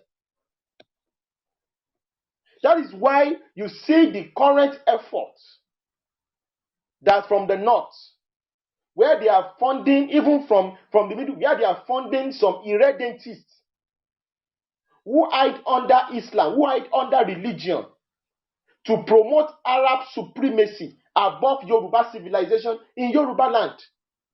You also see some people trying to promote Judeo-Christian supremacy, which is not even Christian values. It is nothing but Western supremacy above Yoruba civilization. They want to destroy the culture. They want to destroy the civilization. And they want to be white people in black skin. That is what they tend to do. These are clash of civilization. And it leads to conflicts. And don't forget, conflict can be violent and non-violent. So it has taken a violent dimension in the core north. Now I'm going to the discussion proper. It has taken a violent dimension in the core north. And when we talk about civilization, I said it is the apex, the highest form of cultural identity. The civilization that permeates a society, the civilization that exists in a society, is the civilization from which people make policies, both economic, military, and any form of identity. It is from that axis way that which people make policies. It is from your civilization that you make policies. Maybe immigration, maybe military, economy, sport. It is from that. For instance, in Saudi Arabia, they don't allow women to play football. Women cannot do all kind of things. But that is their own civilization. The issue of human rights, human this. Some people have interpreted it as human rights imperialism, which is nothing but a Judeo-Christian civilization, nothing but Western civilization, which is nothing but a hybrid of the leftover of the Greek civilization and the Roman civilization, which are all from the European settings, which shaped Europe into what it is. So you have to understand, even within those places there are sub-civilizations. You have the Anglo-Saxons, the British. That's why the British are living. They said they want to. That's why they left England. They left Europe. You have the French and you have the Germanic civilization, where you see in countries like Luxembourg, you see in countries like Germany, Austria, Liechtenstein, Switzerland. So you have to understand that this ideology of saying people should forget about their differences, destroying ethnic identity, has never worked anywhere. In fact, it has led to the death of millions of people. And that is why Nigeria is at war with itself. Is Nigeria at war? Is Nigeria fighting against Benin Republic? No. Is Nigeria fighting against Cameroon? No. Is Nigeria fighting against Chad? No. Is Nigeria fighting against Niger? No. But why is Nigeria at war with itself? Where you have up to 10 million people living in refugee camps right within Nigeria, then something is wrong. Then something is wrong. How can a country be at war with itself? Then that country is not a country. When non-state actors where and there, left and right, are wiping out indigenous people left and right. And the government is trying to promote policies that would promote such ideology. It's like rewarding bad behavior. This is what we talk about, clash of civilization, my people.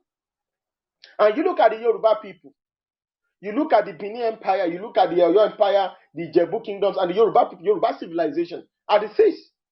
You see the secularism that exists naturally, based on the Omoluabi philosophy, which was from Oromila Ifa, in Yoruba land, where people are free to practice their own religion, people are free to practice their own belief. It doesn't matter, maybe you are an Isheshe, you are a Christian, you are a Muslim. That was built on Yoruba philosophy. If you try to use the Yoruba success, which was built on the ethnic identity, ethnic nationalistic policy, you try to implement such ideology amongst the Igbos, it might not work. Based on the fundamental differences, the fault lines. The fault lines. When you understand these fault lines, you will not try as much as possible to impose your beliefs on others. This is what Nigeria has become. It's a clash of civilization. That is why you say Nigeria, they say Wasobia, they say Yoruba, Igbo, Hausa. That means other ethnic group have been, by policy, has gone into extinction. Other ethnic group has gone into extinction because that is the projection that is projected outside. That's why you see that if you go to some Islamic countries, they will say, oh, Nigeria is an Islamic country. Start asking yourself, what is happening? Because that is the reality that some people are painting to the whole world. Yet they continue to shout one Nigeria. The Nigeria says Nigeria is a secular country. They have no problem. They will swear to that constitution. But the same people will still go ahead to be sponsoring state religion. A country that is secular has no business sponsoring people to Jerusalem and Mecca. A country that is secular has no business where you are trying to take up Sharia law in a secular country. That are the questions that Nigeria needs to answer. And you now find out that many of these things are based on hypocrisy. It is nothing but political move to grab power. And I want to also digress a little bit. Politics was invented and was properly organized. Anyway, politics has always been. in the history of mankind. But politics, the kind of politics we now see, was properly organized during the Roman republics. Talking about the Roman Empire. And why do we have politics? The reason why we have politics is to make sure that there is a peaceful handover change of government without bloodshed. That's why you have politics. That's why you see people who believe in conquest. They now see politics as a very important thing. Anytime they want to perpetrate fraud, they want to perpetrate hegemony, they come out and say, you see, if you don't vote for us, we are not going to vote for you in 2023. Because they see politics from the eyeglasses, from the lenses of conquest. That's how they see politics. That's how politics is seen. But when the Yorubas want to see politics, or the Igbos want to see politics, or the Middle Belt want to see politics, they see politics plus, let us make sure that the best candidate wins. No, they see politics as power grab.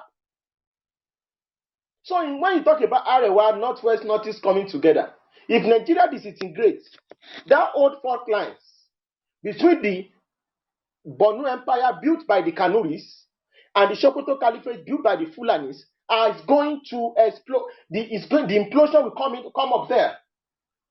That is why you see that there is a kind of Islamic fundamentalism. You see Boko Haram, you see ISWAP, and you see that the Sultan of Sokoto does not have the spiritual power to talk to those guys over there in the Northeast. Because what those guys are trying to do is to bring back the Borno Empire. Because they know their history. What they are trying to do is to say, Borno, some part of Chad, some part of Cameroon, some part of Niger, they call it the Borno Empire. Islamic State of West Africa, or anything they want to say it, call it. That is because that is the reality. That is their own country for 1,000 years. The British created the mess that they put them in there. They do not see themselves as Nigerians. That ideology that the Fulanis are trying to say, that's what the Fulanis are trying to say, give them amnesty. Because the Fulani are trying to talk them into the agenda, like, look, instead of creating that empire strictly in Northeast, why not, just like the way Taliban did in Afghanistan, why not let us take over the whole of Nigeria? That is the difference between the Kanuris and the Fulanis. The Fulanis have a West African and Nigerian agenda, while the Kanuris just have a sub-regional agenda in their Northeast region. That's the difference. Basically, between these two people, these two ethnic nations. So that is why Yoruba people actually need to understand what is going on. That we cannot continue to see our brothers in Benin Republic, Togo, Ghana, Sierra Leone, Brazil as foreigners. They are our brothers. Buhari said he cannot deny his brothers from Mauritania and Niger. Why should you deny your brothers in Benin Republic and Mali and Togo, Sierra Leone, Ghana? Because of the colonial borders of 1884. It's a clash of civilization. And it needs to tell you the kind of ideology that permeates the northern elites. It's an ideological struggle. They say the people coming in to kill people in Nigeria are Fulanis from across West Africa. They've told you, the Bauchi State governor said it, the Miyetti has said it, Kaduna State governor has said it, president has said it, the president of Nigeria has said it, that if you kill a Fulani man in a particular place, the Fulanis will go and call the Fulani from Senegal, from Mali, to come and revenge for their people, for their brothers. So it is a brotherhood beyond borders. And they said the identity of the Fulani man is Fulani. The Fulani man does not see himself as a Nigerian. The Fulani man does not see himself as a Mozambican.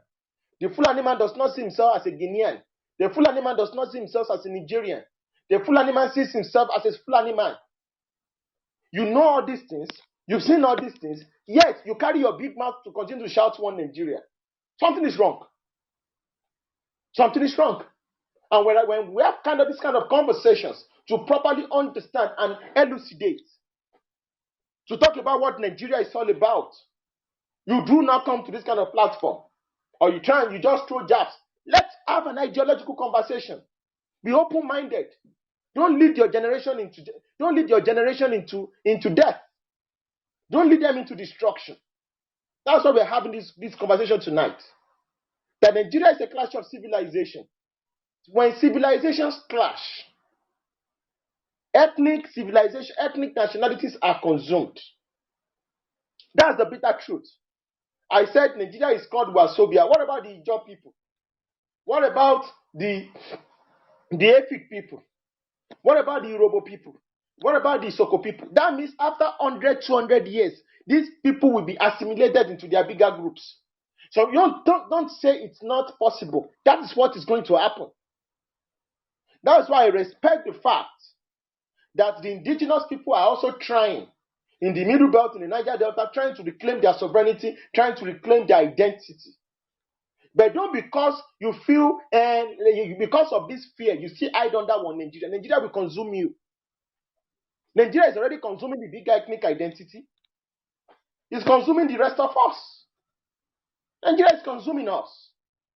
That's why you see in 21st century, some people will arm themselves with AK-47 that cost thousands of dollars, kill pregnant women, kill children, kill mothers, kill aged, kill the old, kill men in their thousands, send people into refugee camps, and after doing these things, their senators representing them, including the president, will come out and say, well, it is a clash. They know it's a clash. That's why they call it Others Farmers Clash. Others Farmers Clash. It is not Others Farmers Clash. It is civilization clash. Because some people are pastoralists and some people are farmers. Some people believe that no indigenous people own any land, while some people believe that they are indigenous people, they need to farm. Do you get it? They are slightly telling you what it is. They know what it is. It is a clash of civilization. It's a clash. And if you don't have your sovereignty, no PDP APC will be able to save you. You think our politicians are not listening? You think they're not trying to use everything they have to make a statement? The VAT is a statement that this is imperialism. Let me tell you something, my people. If a place is conquered, part of the thing you do in a conquered space is to levy tax. You levy tax. You take tax from the conquered people and use it to go and take care of a particular region. That's what the North is doing on the rest of us in Nigeria. They take resources from the South. They take the resources. They take the tax. They take the human capital. They take everything takeable. And they take the juicy, they take everything and take it to themselves to develop their space.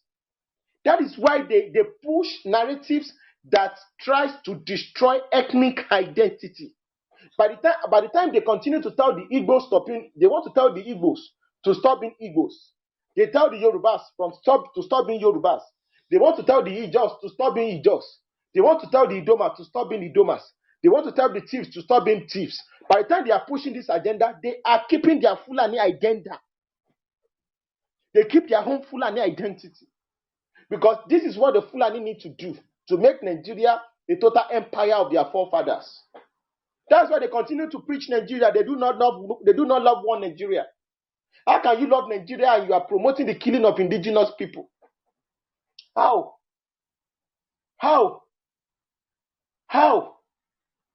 This was how we talked. When the issue of banditry, look, what is happening in the core north has always been like it has always been in the surface.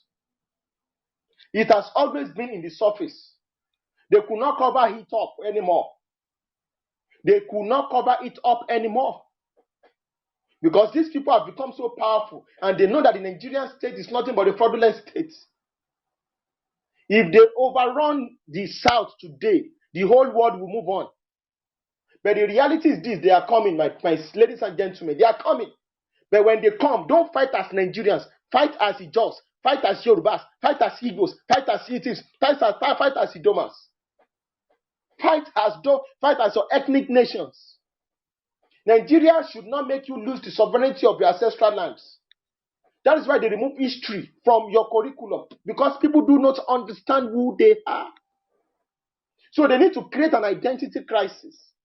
So it is after 200 years, 300 years, when you've been turned into second-class citizens, and your women have been raped, your children have been kidnapped, you've been turned, your kingdoms have been destroyed. After they've done all these things, that they will now be telling you, oh, you see, we are very, very sorry. Just the way the Europeans are always apologizing to Africans. Just the way the Germans are trying to pay reparations to the Herreros and the Namas. They wiped out these indigenous people and took over 70% of their lands. Lands that contain diamonds, contain gold in Namibia. They've used those lands for agriculture. They've made trillions out of those lands. And after maybe 100 years, they are telling these people take $1 billion as compensation. And they turned the majority ethnic group, they turned them into minority. It happened in 1901, the Herero and Nama ethnic genocide, perpetrated by the Germans. Why do you think people don't talk about it? Because they are blacks. Because they are blacks. People don't talk about it because, like the Jewish Holocaust. The Jewish learned this lesson. That was why they went around to build their own empire. They built their own ethnic civilization state based on Jewish culture and tradition, based on Jewish civilization. So you don't have to be somebody practicing Judaism before you can be Jewish. They understood that fact. There is a clash of civilization. It's a clash of civilization. That is why nobody practices any kind of democracy. You practice democracy based on the norms and value system of your space. That is why self-democracy cannot work in the Middle East, because the culture and tradition of those spaces, of those lands, is different. They've evolved thousands of years. They've evolved thousands of years. That's why it cannot work. You cannot expect the way the German will practice democracy should be the way the Fulani man should practice democracy. If you are an German, you want a Fulani man to practice democracy like you are mad. If you're a Yoruba man, you want the Igbo man to practice the kind of democracy you practice, you are insane. The Germans do not practice the kind of democracy in France. The United Kingdom does not practice the kind of democracy in Switzerland. It is democracy, yes. Government of the people, by the people, for the people. But the constitution is different. The way it can be parliamentary system, presidential system, and the way they form government is different. That is why during the regional system of government, as satanic and diabolical as the British were, they had the different regions had their different constitution. There was no need for House of Chiefs and all those things in like the way it was structured in the West. Because in the West, before it was balkanized into the Midwest and the Western region, in order to make the Western region more weaker. There were two empire states, relics of empire states within the Western region, the Benin Empire and the Oyo Empire. So you have to keep those people in some places. That is why it doesn't even make sense to say Nigeria is a republic when you still have kings. And you see what the Fulanis have been able to do. The Sultan is not just a traditional head, he's a spiritual head. By the time they destroyed the regional system of government, they made the Ewe of Ado, they made him useless. They made the Alaafin of Oyo, they made him useless. They made the Oba of Benin, they made him useless. They made the Oba of Lagos, they made him useless. They made the Sheikh of Borno, they made him useless. They made the Ata of Ghana, of Igala, they made him useless. They made the Obong of Calabar, they made him useless. What did they do? They now went to hide under traditional institution, and the highest head of Islamic, all the Muslims in Nigeria, the permanent head of Muslims in Nigeria, NSCIA. That means over 100 million people, over 150 million people are under a single man. So by policy, they've been able to make sure that the Fulanis, spiritually, politically, militarily, economically, are the blue blood within the Nigerian contraption. That is how you form empires. Right in your face, they've created an empire in your face. and you still go into your home to teach one Nigeria to your child. Shame on you. If you don't believe what I'm saying, just take Google and start learning. We are not mad people. We are not mad people. Can the Igbo people take arms and ammunition, go into Central African Republic, start killing indigenous people? And when the government of that country say, stop killing people, we say, before we should stop killing people, you should give us land. Does it make sense? But it makes sense. Because these people are still living 200, 300 years ago in their ideology, which is to kill people in order to get land. Before you get land, you need to wipe out indigenous people. You need to. You need to. It's about land. Banditry is about land. Fulani herdsmen is about land. The insecurity is about land. Boko Haram is about land. ISIS is about land. And when you talk about gold, copper, silver, crude oil, everything is all about land. It's all about land. When you talk about wealth, manufacturing is about land. Can you build a company? Can you build a company in the year? You cannot. Can you build a factory on water? It's about land. It's about land. It is from the land you get water. It is from the land you get essence. And people that are never indigenous to Nigeria are asking for land. Since 1802, they've been asking for land. In Sokoto, in Gobi, they asked for land. They took over the Hausa kingdoms.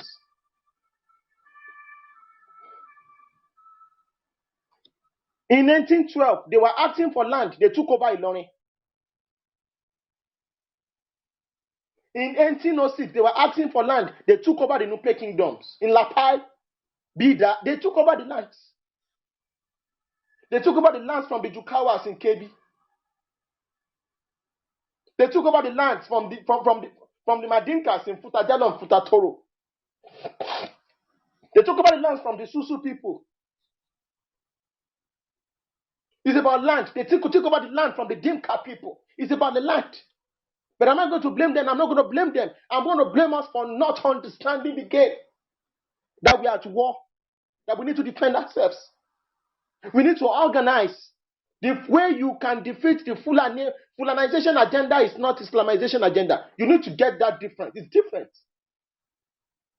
You have to understand the game. They use different narrative for different claims. You have to understand what the Fulanis are doing. And the British are with them.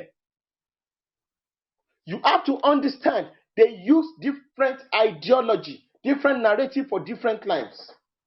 When they are engaging in killings in Mali, they are going to use the ideology of, oh, they are killing our cattle. That is what they use. Because almost everybody in Mali are Muslims. The Dogons are Muslims. But why are they killing the Dogons?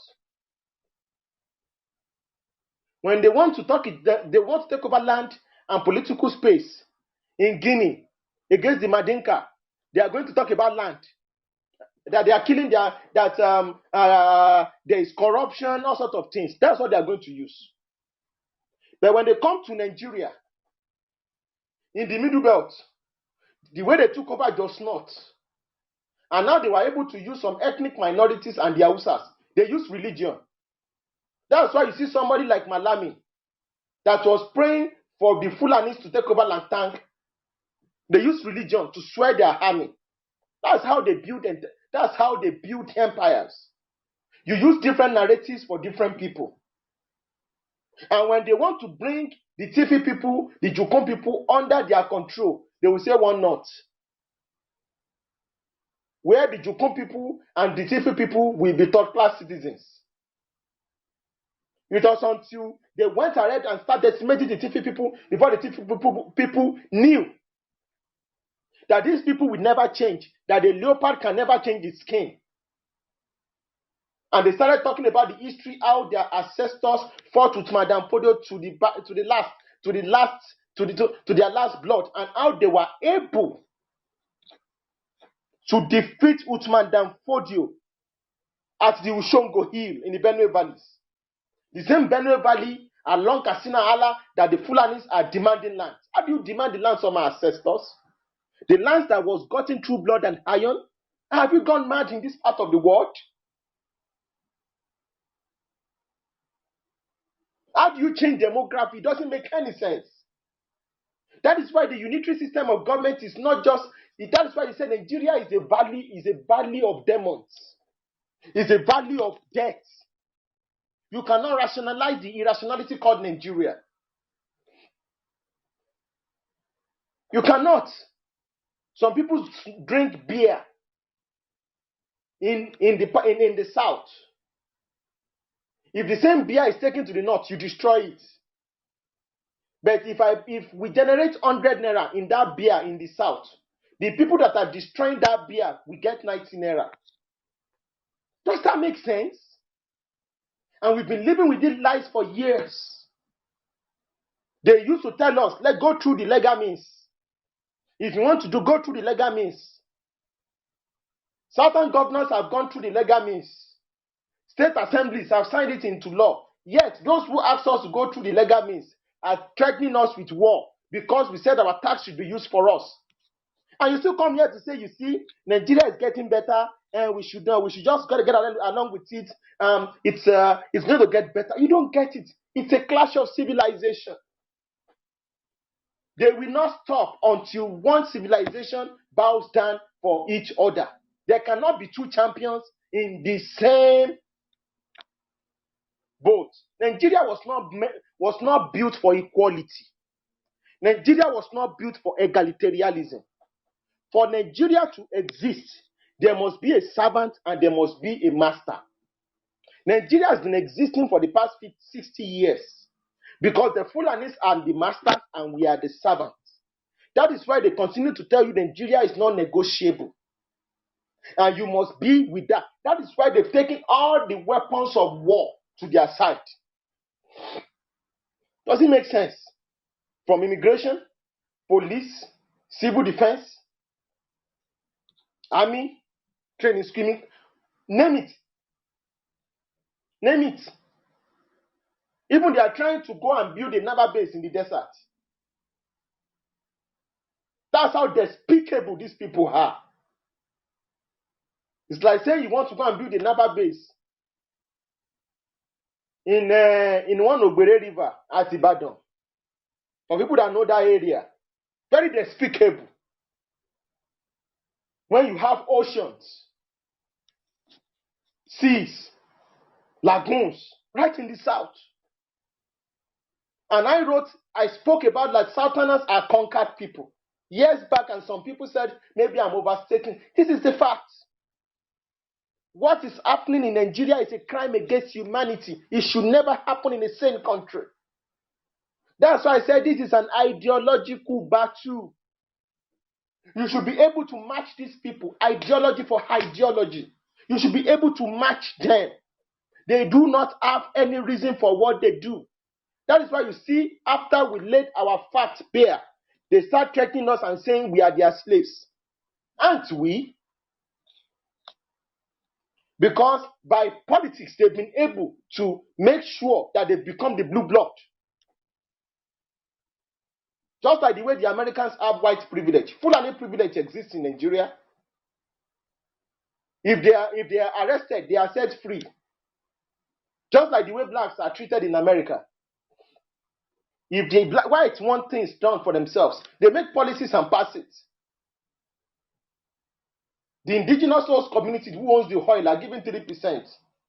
Why they appropriate 30% for themselves in the name of frontier states? You cannot continue to have a country on injustice, but they know the way the world works. Any pastor that tells you, hey, just leave them alone, God will fight for you. God will fight for those who fight for themselves. The native Indians are gone. Millions, 100 million people were wiped out in 50 years. I'm talking about in the 16th, 17th century. If the native Indians were alive, maybe they would have become 1 billion people in the South American, North American continent. These are people who built pyramids, who built aquaponic system of culture, say aquaponic system of agriculture. They had their system of writing. Chocolate was copied from them. Many food stuffs was taken from them. They had their currency. They had their spirituality. They were advanced people. In fact, they had 365 system of calendar. Everything was stolen from them. They are no more. You will be wiped out and nothing will happen. Continue to shout one Nigeria when you don't actually understand what's going on. I'm not telling you to go outside to pick up arms and trying to put that hot fire into your conscience to understand what you're facing. So that when you are in your office, you will not be politically correct to throw your fellow Southerner under the bus. You know we are at war. Take this message to your churches, to your mosque, to your imams, to your pastors, to your traditional leaders. Take it there. Educate them. It doesn't matter maybe they want to hear or not. Let them know that we should not fall. We shall not fall. This is what we're talking about.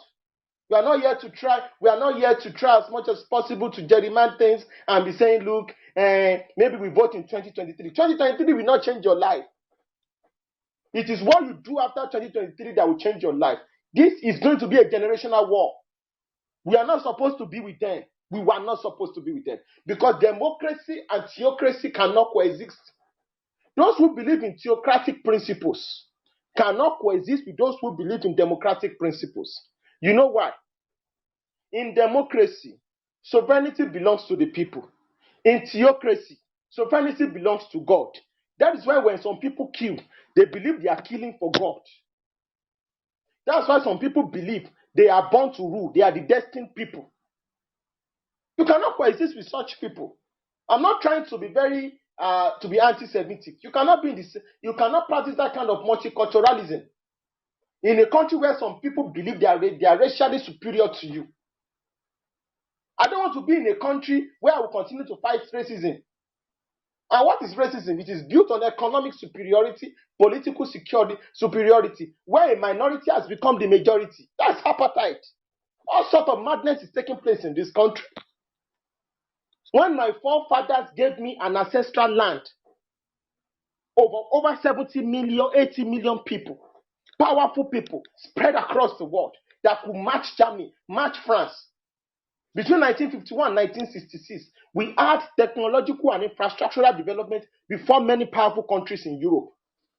Now you brought us back and brought us down together with the Southern collaborators. And they asked us to continue not to talk, not to fight, not to continue to wage war. Ideologically, any high means necessary to get our sovereignty back. This is what some of us are born for. We'll continue to do what we need to do. We cannot continue like this. We are not one. I'm Yoruba first, I'm Yoruba second, I'm Yoruba third, I'm Yoruba last. That's who I am. If you call that tribalism, tribalism is the love and loyalty for my tribal heritage. How is that a crime? How is that a crime? I'm going to come here and digress before I round up. There is a small region in Italy called South Tyrol. Sorry, I need some more. There is a small region in Italy called South Tyrol. South Tyrol is the German-speaking area of Italy. There are just around 1 million people. In a country of over almost 70 million people. Do you know in South Tyrol is the most prosperous and one of the most advanced area of Italy? In South Tyrol, you don't speak Italian there. You speak German. They study in German language, it's German civilization, German way of dressing, German food. They control their tax.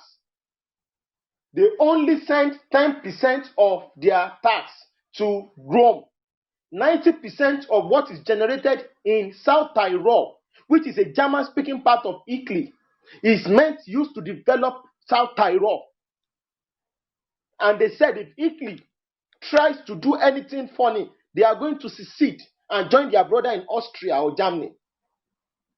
And they called their brothers in Austria and Germany to come and help them. And the German government and the Austrian government said, look, these are Germans. If you don't want them to get out of this country, leave them alone. Let them maintain their German heritage.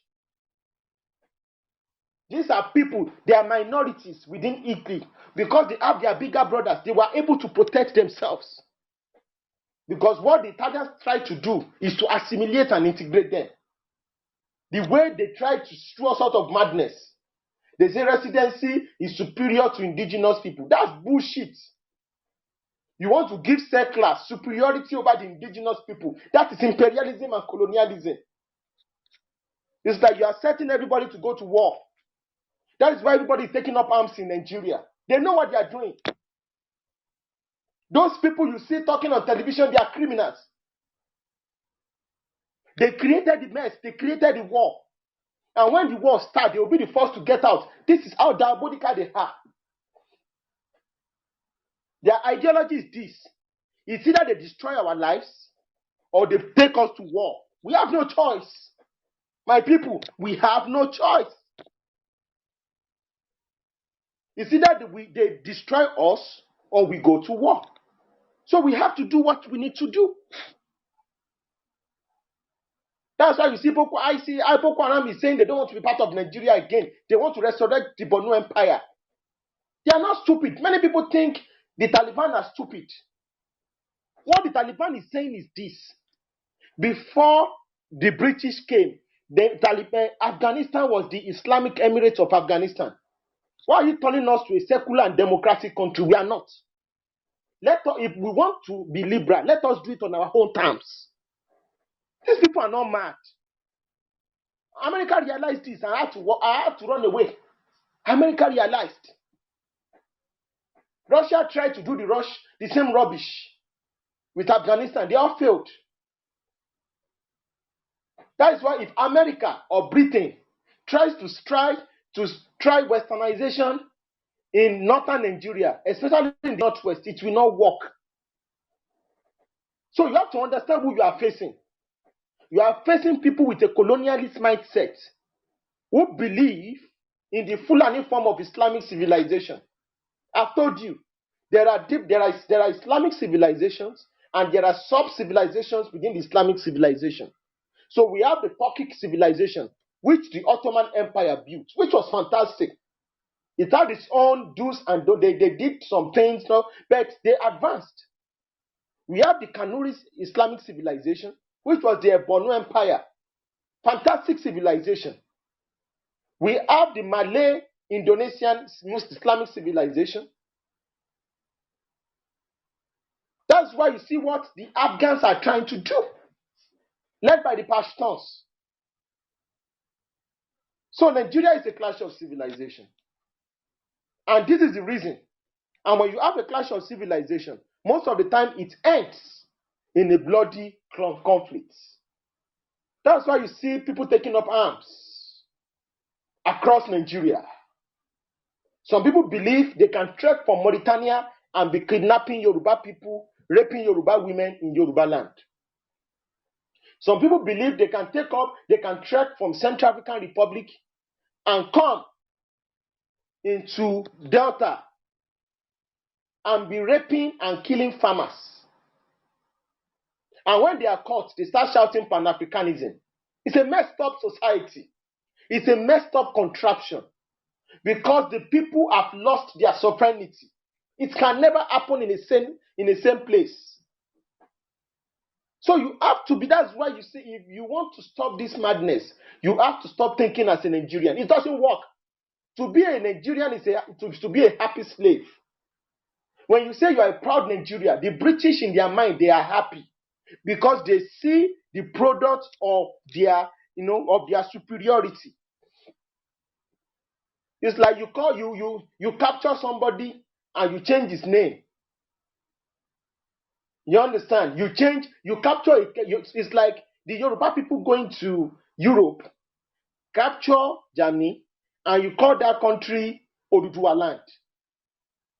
You capture Germany, you capture France, you capture Luxembourg or Australia, you capture England, you now create that country, you now call it Oduduwa land. Or white focus. So, God forgive, I'm not trying to be to utter profanity. And after 200, 300 years, The people from those places are coming out to say, we are proud to be white F word. We are happy to be coming from that country. And of course, it is my legacy because these people understand symbolism. When you are a Nigerian, you are bound down to white supremacy. That's what it is. There's nothing, no way out of it. And the Fulanis understand. When the Fulanis finally conquer Nigeria, they will change the name of Nigeria. When they finally conquer that Nigeria, they will change it and nothing will happen. Did you see what Pantami said? He said a day is coming that all the pictures on the Naira, they want it out. They want to remove it. A day is coming that the Gregory calendar will be removed and will be replaced with another form of calendar. What the guy was saying is to impose the Fulani civilization. It's not even Arab civilization. Fulani is civilization, which they use a kind of which is built using the oxygen for that is the kind of Islamism they practice. And anywhere they rule, it has never been prosperous. Mention one prosperous Islamic empire, one prosperous Fulani empire. Mention one. They built 3 empires in West Africa. They built the Sokoto Caliphate. They built the Masina Empire. They built another one in Guinea. None of them was prosperous. In fact, there were more slaves than free people in those places. Look at what they've done. Look at Almanjiri, and they're happy to live with it. Because it is not the Fulanis that are Almanjiris. These are the people we are dealing with. We don't hate them. This is their way of life. So let them get their country and live with it. We don't want to exist with such people. It's not a crime. These are people that you cannot have an idea, you cannot have a conversation with. And they continue to say it's leadership. Leadership is what? Is why you are practicing Sharia in a secular country? Is why you are taking the tax of others? Because people have become educated illiterate? Think at this point in time, we need to actually understand who we are. Nigeria is a clash of civilization. It's a clash of civilization. And it's a matter of time. It's a matter of time before we actually realize that 2 or 3, 4 civilizations cannot coexist. For them to coexist, other civilizations must be destroyed. The Americans did it. The Anglo-Saxons did it. In America, in what we call USA now. The Spanish did it. They did it in Mexico. The Portuguese did it. They did it in Brazil. The English did it. They did it in Australia. The Fulanis did it. They did it in Sokoto Caliphate. They did it in Hausa land. The Arabs did it. They did it in Sudan. The Arabs did it. They did it when they conquered the Berbers in Morocco. Because the indigenous people in Morocco, in Nigeria, in Tunisia are not Arabs. They are Berbers. They destroyed the Berber civilization and imposed another civilization. So if you think these people, you underrate them, you are wasting your time. They destroyed your empire. We were lucky they destroyed your empire. What we have of Yoruba land, they were stopped at Oshogbo in 1840. In 1840, that was the biggest war when these people were marching to the Atlantic Ocean. Maybe many of us that are Yorubas here will be Almanjiris if we didn't stop them. We would have been Almanjiris.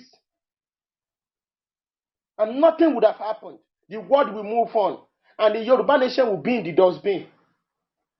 We won't even be talking about Yoruba nation. These are the kind of people, they are empire destroyers. Just like the British. Just like the British, just like the French, they are not different from these people. Because those who build those kind of heterogeneous empire based on the economic, political, and spiritual exploitation of indigenous people have to destroy the indigenous empires. That's what they are doing. And they will gracefully always put their own as the spiritual head of all of you, like they are doing for their sultan. Is the sultan a king? Never.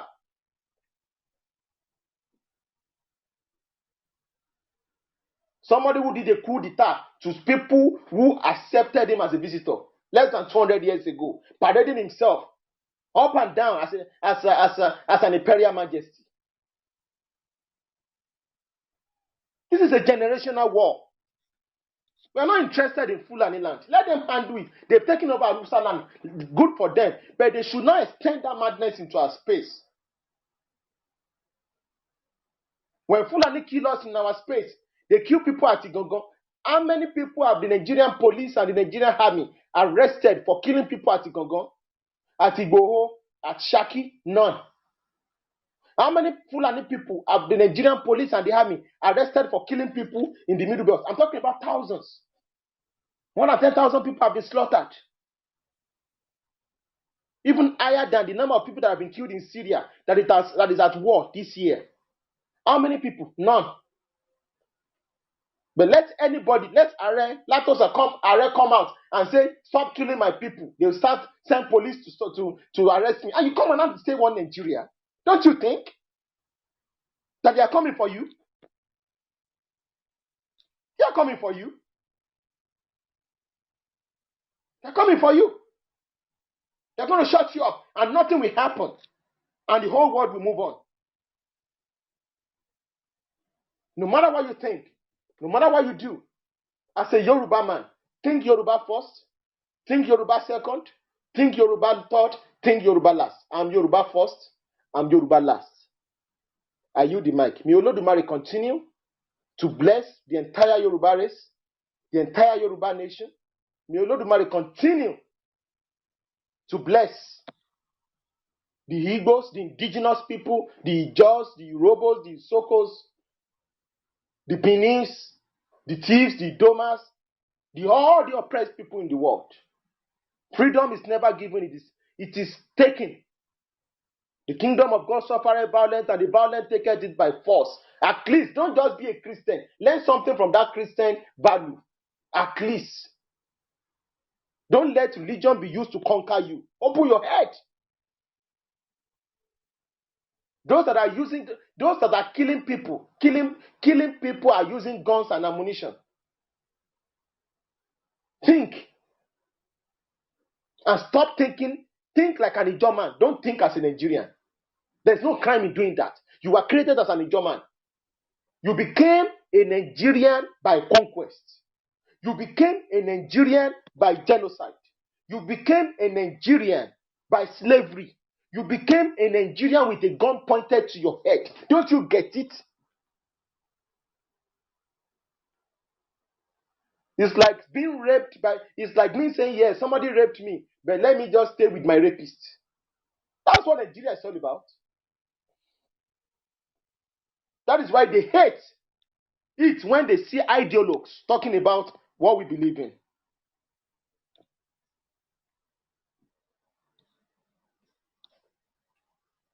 Are you the mic? Powerful one. Thank you so much, Are.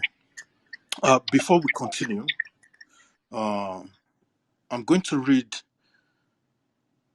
a letter or a write-up by an Hausa man from Zamfara State.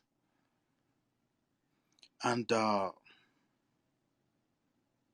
he titled it, Why Yoruba Land Will Never Be Conquered. First, he spoke about some of the Yoruba gods. And let me continue to read. If you carefully study the Yoruba people, they have a very strong ethnic bond, which is very hard for external perpetrators to break. I read their history, especially about warfare. I also lived among them some years ago. To my own knowledge, the only reason Yoruba land won't be conquered is because of their traditional power and nothing again.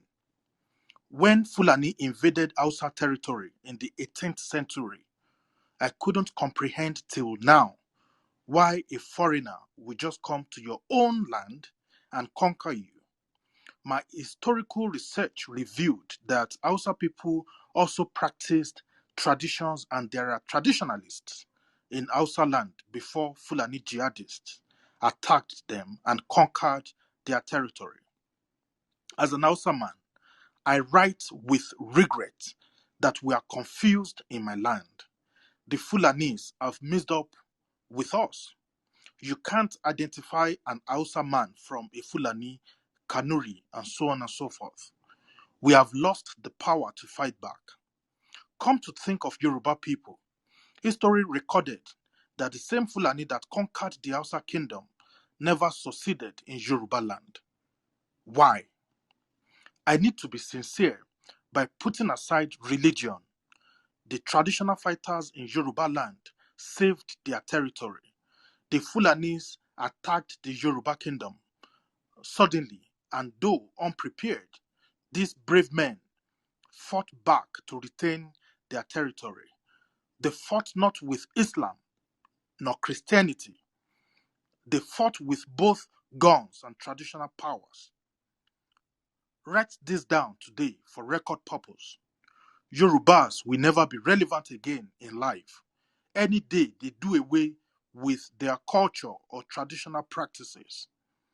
I have been to some countries where I saw Yoruba cultures and traditionalists. They are special, especially in the Western world. Pastor Adeboye is not special because Christianity is a Western religion. How can he be special when he is practicing a foreign religion? Christianity is like Islam that is well known. So you can't be special in that field. The same things goes for the various sheikhs, imams, etc. in Yoruba land. They are not special because Islam is a popular religion brought to them, just like almost all Africans. If the Fulani had met on Christianity or not Islam in Yoruba land when they invaded them in the 18th century, then Yoruba land would have been like Hausa land.